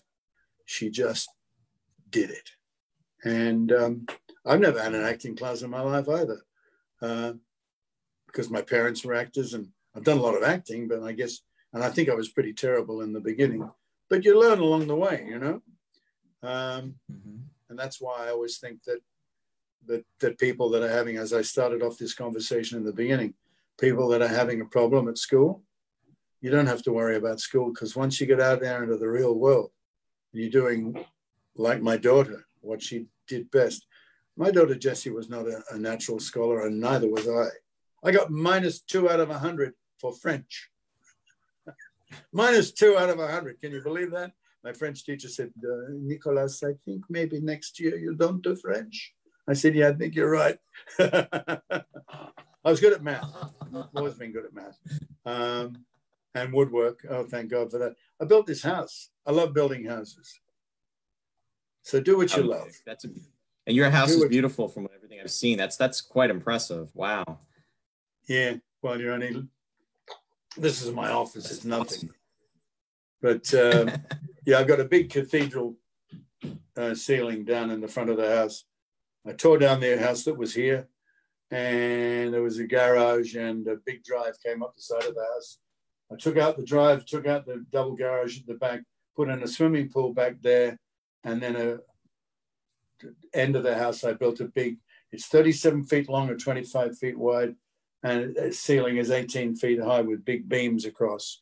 I like barns. I went to the Will Rogers house here, and the Will Rogers house inspired me so much, I decided I'm going to build a house just like this. And well, it's not really like it. I don't have the animal heads on the wall. But also he had a lot of natural wood. My wife doesn't like natural wood. She likes it, but she wants to do things like pickle it with liming white. So although it's wood grain, it's pickled with liming white in that front room. We've changed so much in life. I remember once I used to paint everything yellow and orange when I first got to England.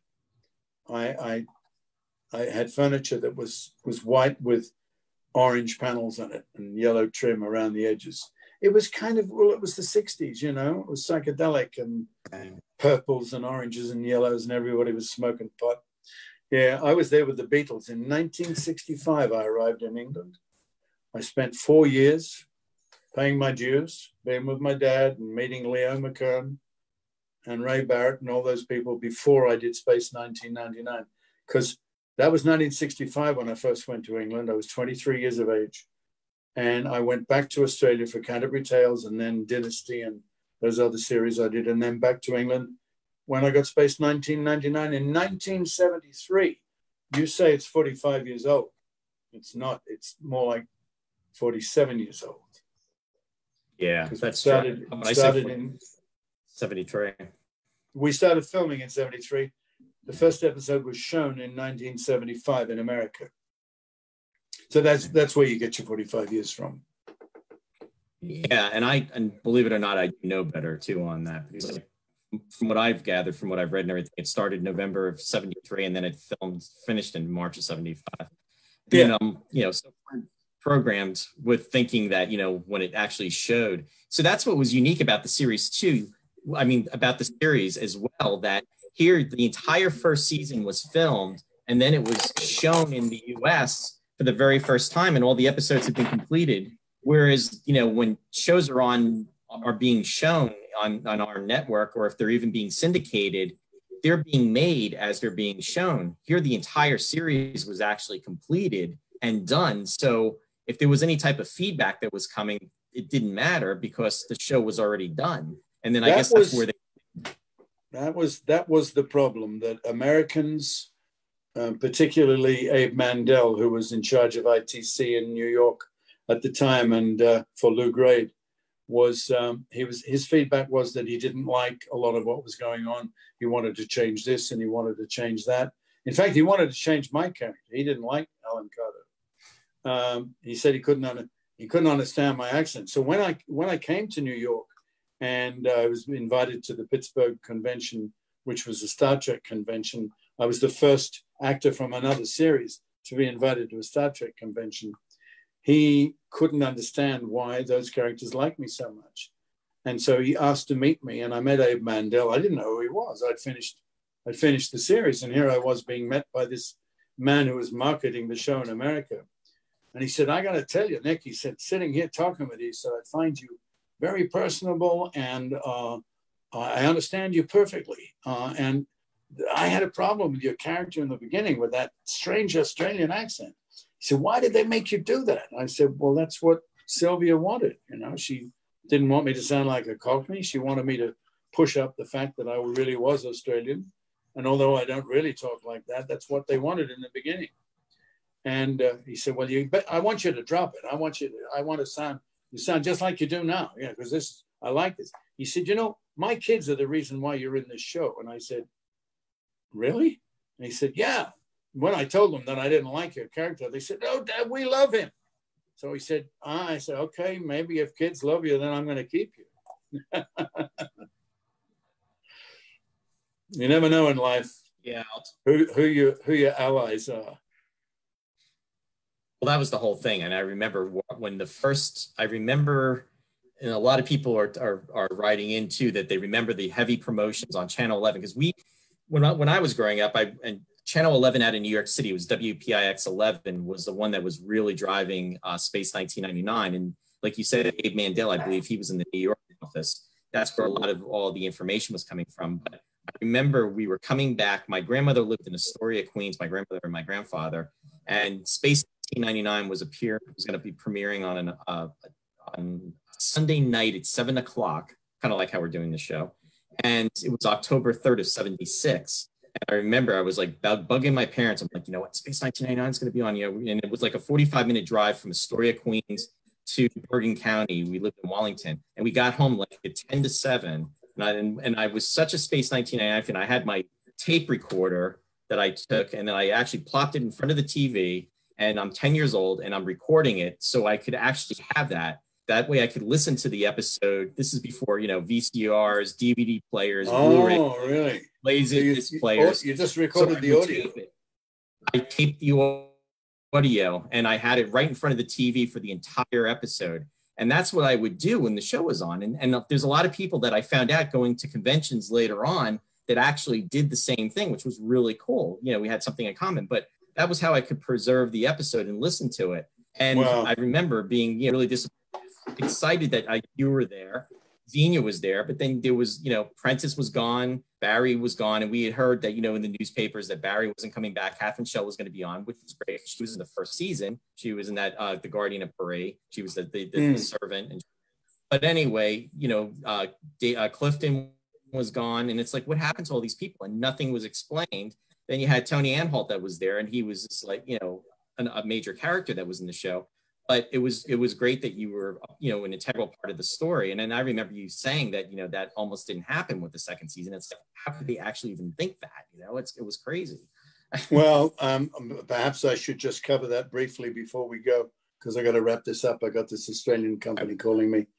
I had gone back to Australia after this first series finished, and we were told that it would not be going on. And I shot The Devil's Playground. in Australia. Then I did Summerfield the following year after Space 1999. So it was 2 years later.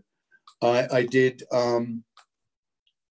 Devil's Playground, and then I was asked to fly back to England immediately because Jerry Anderson had decided to shoot a pilot for a new television series that the BBC was going to buy called Into Infinity, The Day After Tomorrow. Yes. And he wanted me to play the lead in that. And here's Jerry, who said to me when I first met him, I don't like actors. But Jerry did like me. And although he had a funny way of showing it. So I went back and I shot The Day After Tomorrow. And he thought that the BBC was going to pick it up, and they were negotiating to do it. But nothing came of it. And so I flew back to Australia.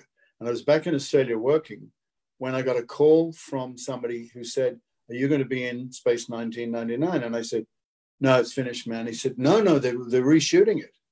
I said, what are you talking about? He said, yeah, they're gearing up to reshoot it at Pinewood Studios. I hadn't had a call. So I rang Marina, my agent, and I said, I understand Space 1999. She said, yes, darling, they're not having any of the original cast. I said, well, that's insanity. How could they possibly do it? She said, I don't know. I mean, I've asked if they're interested, and they said, no, they don't want any. Barry Morse is gone. Xenia's gone. You're gone. Prentice is gone. Everybody's gone. So I jumped on an airplane and I flew back to England. And I said, I want to see Jerry. He wouldn't see me. He said, no, he couldn't see me. The show was cast. And I was really pissed. And I said, this is impossible. I'm the only one that was invited to other conventions. At that point in time, I was the only actor out of Space 1999 that had been to any science fiction conventions because I knew how popular Alan Carter was. I was getting thousands of fan mail all the time. So how could they go ahead and do this without that character being brought back into the series? How are they going to explain it? Then I got a sudden call from Jerry Anderson saying, would I come down and see him? I said to my agent, what's it about? She said, I don't know, but he wants to see you urgently. So I said, well, when does the show start? She said, I think it starts next week. And she said, I've got somebody playing another role in it, and he's booked to start next week. So I drove down to Pinewood Studios, and I'm ushered into Jerry's office, and he says, stands up from his desk. He says, well, Nick, you've won. I said, what do you mean I've won? He said, we want you back in the show. I said, Jerry, you wouldn't talk with me when I tried to call you. He said, well, look, we've got a new producer on the show. Everything's changed. Sylvia's gone. Prentice is gone. Xenia's gone. Cliff, everybody's gone. It's all different. It's a whole new series. I said, but how can you call it Space 1999? You got Martin Landau and Barbara Bain back. He said, yeah, it is the same. Look, you've got to meet Freddie. He's decided that he wants you in the show after all. He said, I went to bat for you. I said that you're great. I'm thinking, I bet you did. But anyway, so I said, how many episodes are you starting next week? He said, yeah, we've got 11 scripts. We've finished 7 of them. And I said, excuse me, can we just stop there for a minute? He said, yeah, what? I said, you said you want me back in the show. He said, yes. I said, what would I be doing? He said, you'd be playing Alan Carter. I said, Jerry, you just told me you've got 7 scripts finished. Alan Carter's not in any of them. What are you going to do? Cross out pilot and write in Alan Carter? He said, no, you got to go meet Freddie. He'll explain what he's going to do for you. He said, I don't do any of that, Nick. You know that. It's up to him. So I'm thinking, I can't believe that, And then they talk about Catherine and this new guy, Tony. We've all got star billing in the show. And what am I going to be, chopped liver? So I said, I don't know that I'm very comfortable with this. So I meet Freddie Freiberger, and I didn't like him from the instant I met him. He was double talk personified. And he asked me to come and spend Saturday at his house, or Saturday afternoon, have tea with him, he said. He was put up in a house in Mayfair somewhere. And his wife and kids were there. And he said what Abe Mandel said to me. He said, I got a bit misled. He said, I considered that your character was very underwritten and very wooden. And he said, but my kids just love your character. So he said, that's the reason I've decided to bring you back in the show. And I wanted to say, you're talking bullshit, man. You know, and I said, well, but doing what? And he said, playing Alan Carter. He said, incidentally, he said, you know, I've been thinking about this. I'm going to promote you. I'm going to make you a lieutenant. I said, you're going to make me a lieutenant? He said, yeah, you know, I think it's important that your character is promoted. I said, Fred, have you ever seen this show? And he said, well, of course, I've seen all the episodes. I said, you didn't notice that I was a captain? And now you want to demote me to lieutenant? Well, no, is that right? No, but nobody ever calls you captain. I said, yes, they do, all the time. I think he watched about 3 episodes, and I don't think I was in any of them that he watched, you know. He was a total asshole. So he tried to tell me how he was going to write meaningfully for me, and that my character was wooden, and that wasn't my fault. It was just bad writing, and that all the other actors around me were wooden, and he didn't want any of them. And he wanted to give me humanity and make me somebody that had flesh and blood. And I wanted to say, you haven't watched anything I've done in the show, man, because that's what people tell me. They like the fact that I'm so humane in the show, you know? So It was a very awkward conversation for me. And he wanted me to sign the contract on the spot in his house. I said, no, I won't do that. If you say you're going to write for me, I need to see the scripts. He said, what, are you going to hold me over a barrel? And I said, well, you can give me the first. He said, I can't just do 1 episode. He said, you got to sign for 3 or more. I said, well, I'll sign for 3. And then after 3, if you're writing, like you say, you're going to write meaningfully for me, we'll talk about some more. So I signed for 3 episodes. This was my doing. And they were writing quite well. And then I met Johnny Bone, and Johnny took me away, and we talked more about it. And they wrote some better episodes. Then we got to episode 7. And in episode 7, I say 1 line. And I'm on a moon base out in the dust, driving in a moon buggy. And he looks out the window and he says, Alan, can you see them from there? And or something like that. And I say, they're all operational, Commander, something like that. And so they just wanted my voice. And because he guaranteed that he was going to pay me for every episode. So therefore, if I'm going to pay you all this money, I need to have you, you know, doing meaningful roles. So I walked into his office and I dropped episode 7 down on his desk. I said, is this how you write meaningfully for me? He said, oh, for God's sake, you can't be in every moment of the show. I said, every moment, this is 1 line. You can stick it up your ass. And I walked out. I walked out of his office. I went home to Hazel. And we weren't married yet. And I said, I picked up the Los Angeles Times, and sorry, not London Times. And there was a holiday in Marhofen in Austria, skiing holiday. I love skiing. I rang up. I could fly the next day. I flew. I knew the episode was going to take 2 weeks to shoot. And we went for 10 days to Marhofen. I didn't tell my agent. I didn't tell anybody. I just left. And apparently the phone went crazy. Marina was trying to tell people where I was, didn't know where I was. I was naughty of me, but I was so pissed with this man that had been and always was a snake in the grass. So when I came back, they begged me, please, to come back. And they had all these scripts that were written for me, and they paid me very nicely. Thank you very much. And I went back into the series. And Fred knew. I said, anytime you screw with me, Fred, I'm out of here. Know that. Because we don't like each other. You are, as they say, American, you speak with forked tongue, I said to him. That's a true story.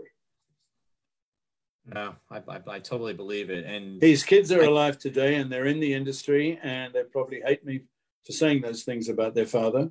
But even Martin Landau realized in the end that Fred was no friend to Space 1999. He made a lot of bad moves on that show. Jerry Anderson wound up hating him. And there you go. You know, we had a great thing going in the first series. And if they'd played their cards right and done the research early on, they might have might have been a whole different story. You know what? The fans still remember you to this day, Nick, and also the other actors from the series. And you know what? Thank you for those memories, and thank you for keeping Space 1999 alive with us tonight. It's really appreciated. Thank you so much. Well, it's my great pleasure, Roy. You're a nice fella, and all the people that I've ever met involved with fandom and Space 1999, lovely people. It is a great joy and a pleasure. And I will come and do some more conventions, but with the coronavirus, buddy, I'm not doing any of that. My wife is making these, and I wear this all the time when I'm outside. I hope you've all got your masks. We've got to observe it because Mr. Trump doesn't know what he's doing, right? But we know what we're doing. Stay safe. Thank you, Nick. Love you. You stay safe too. Everybody out there, thank you for joining us tonight. Please, I mean, this is a way for us to all come together. This is a very special time, you know, to do it, just kind of break away from reality. We'll be back next Friday, which will be on May 22nd at 7 p.m. Again, it'll be episode number 14 of Remembering Science Fiction Television Shows of the 1960s and 1970s. And I will be covering Star Wars with my friend, old mate, Joseph Mess. So thank you, Nick. I know you have to run and you have to make your call. So thank you so much and be safe. And I'll talk to you. Oh my God, look at this. There he is, calling from Australia. How about that? Right on the spot. I'll say goodbye to you. God bless. Okay. Good night, Nick.